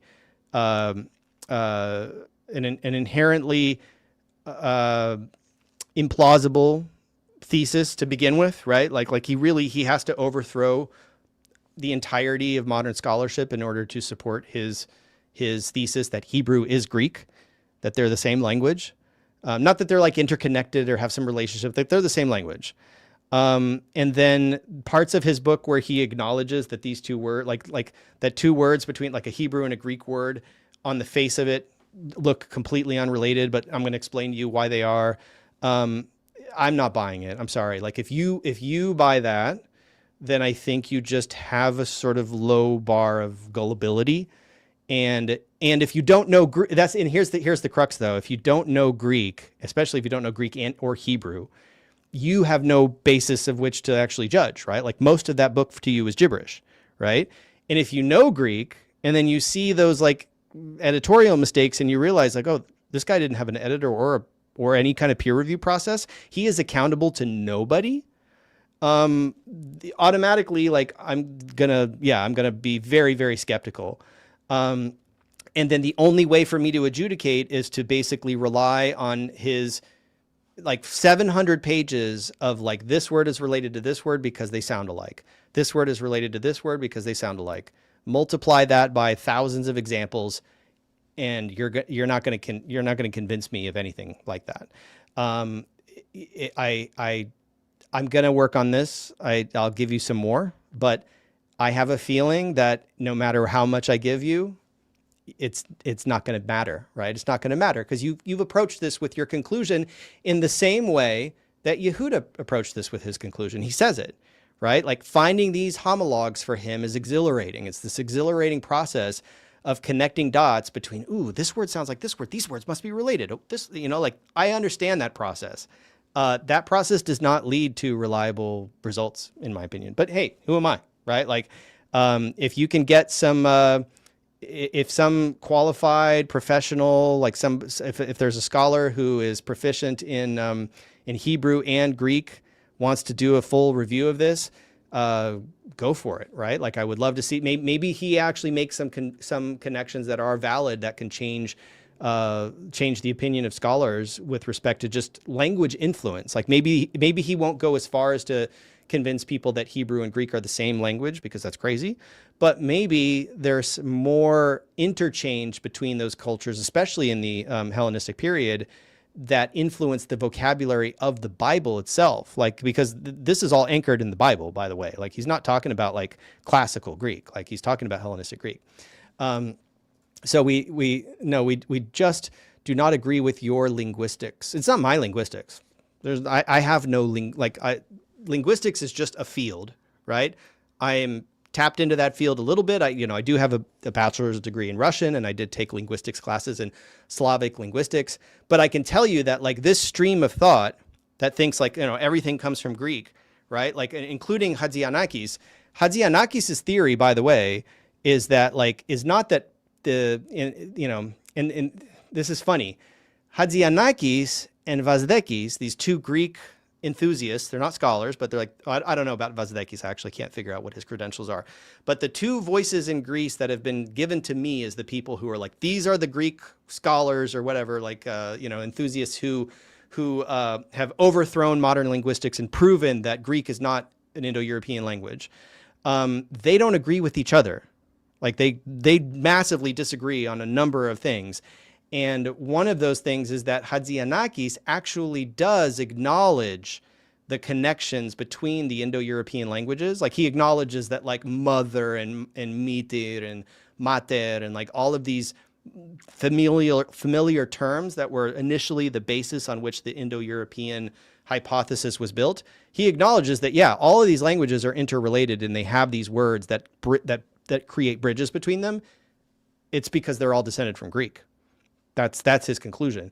And also, like, it specifically, I mean, he has very specific ways in which this happened based on Greek mythology that, like, for example, the Dorians migrated and established the Slavic civilization. So anybody who speaks a Slavic language is basically speaking a language that's descended from Doric Greek.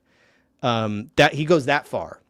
And as somebody who has a Slavic language background, that puts me in a position to evaluate that claim. And, you know, as somebody who studies both Greek and Russian and Slavic languages and Hellenic languages, like, I'm not going to get on board with the idea that that old Slavic comes from Doric Greek or like some, you know, like that's nonsense.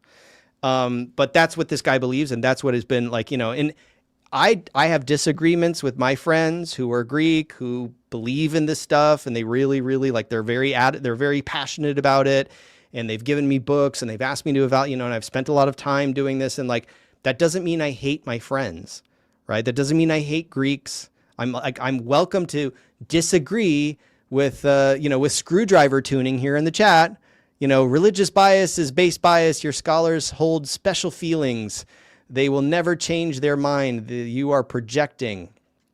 I'm projecting. I don't know who I'm projecting anything onto, but yeah, I can disagree with screwdriver tuning, and he shows up in my chat and like, you know, and you know, I don't know, maybe he's subscribed to my software or something, like fine. Like, I don't hate you guys. Like, you know, I don't necessarily like hate the Ammonites just because they're, you know, following this snake oil salesman, you know, who is lying to them all the time about really basic things that are easily disproven. That's, I mean, I feel bad for them, but man, I don't hate any of them. Like, I would love to go to dinner with Hadzianakis and Vazdekis and like talk with them about their theories and like, and disagree. You know, you can disagree like amicably. You know, I don't have to call people names. Yo, witch doctor, what's up? Nobody criticizes my childhood friend. Yes, we are Steven and Steven. We go way back. It's just it's a secret.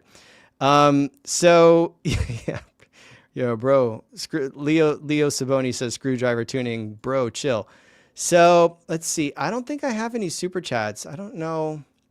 Yeah, if anybody has any last minute requests, I'm going to go about my day. And thank you so much for showing up. Thank you for watching. If you watched if you watched that video, then you contributed to its success. If you liked it, make sure you drop a like here. Make sure you're subscribed. If you're new to the channel, thank you for coming. And I'm very, very excited for what the future of the channel will hold now that I have this one home run. I consider it a home run. Maybe it's just a drop in the bucket compared to other channels, but yeah, the history of the Greek alphabet apparently touched a nerve and sent that video into the stratosphere, and it's great. I'm not here out of hate. Amin does the same thing in taking the words too far. Yeah, he does. Yeah, he's wrong. He's wrong. But I don't know. I don't know if he's, you know, I can only speculate about people's motivations and whether or not they're like just mistaken or they're lying. Like, I don't know, is Yehuda lying or in his book, or is he just mistaken? But yeah, like and subscribe, 10K subs soon. I hope so. This put me on the path. That video got me like 300 more subs or something like that. So yeah, I'm almost at 3,000. So yeah, 10K is around the corner. I think we're going to do some good things. I got some really cool plans and things that are going to go into the pipeline soon. So yeah, I'm starting, you know, we're picking up steam. So thank you all for coming, and have a great rest of your day.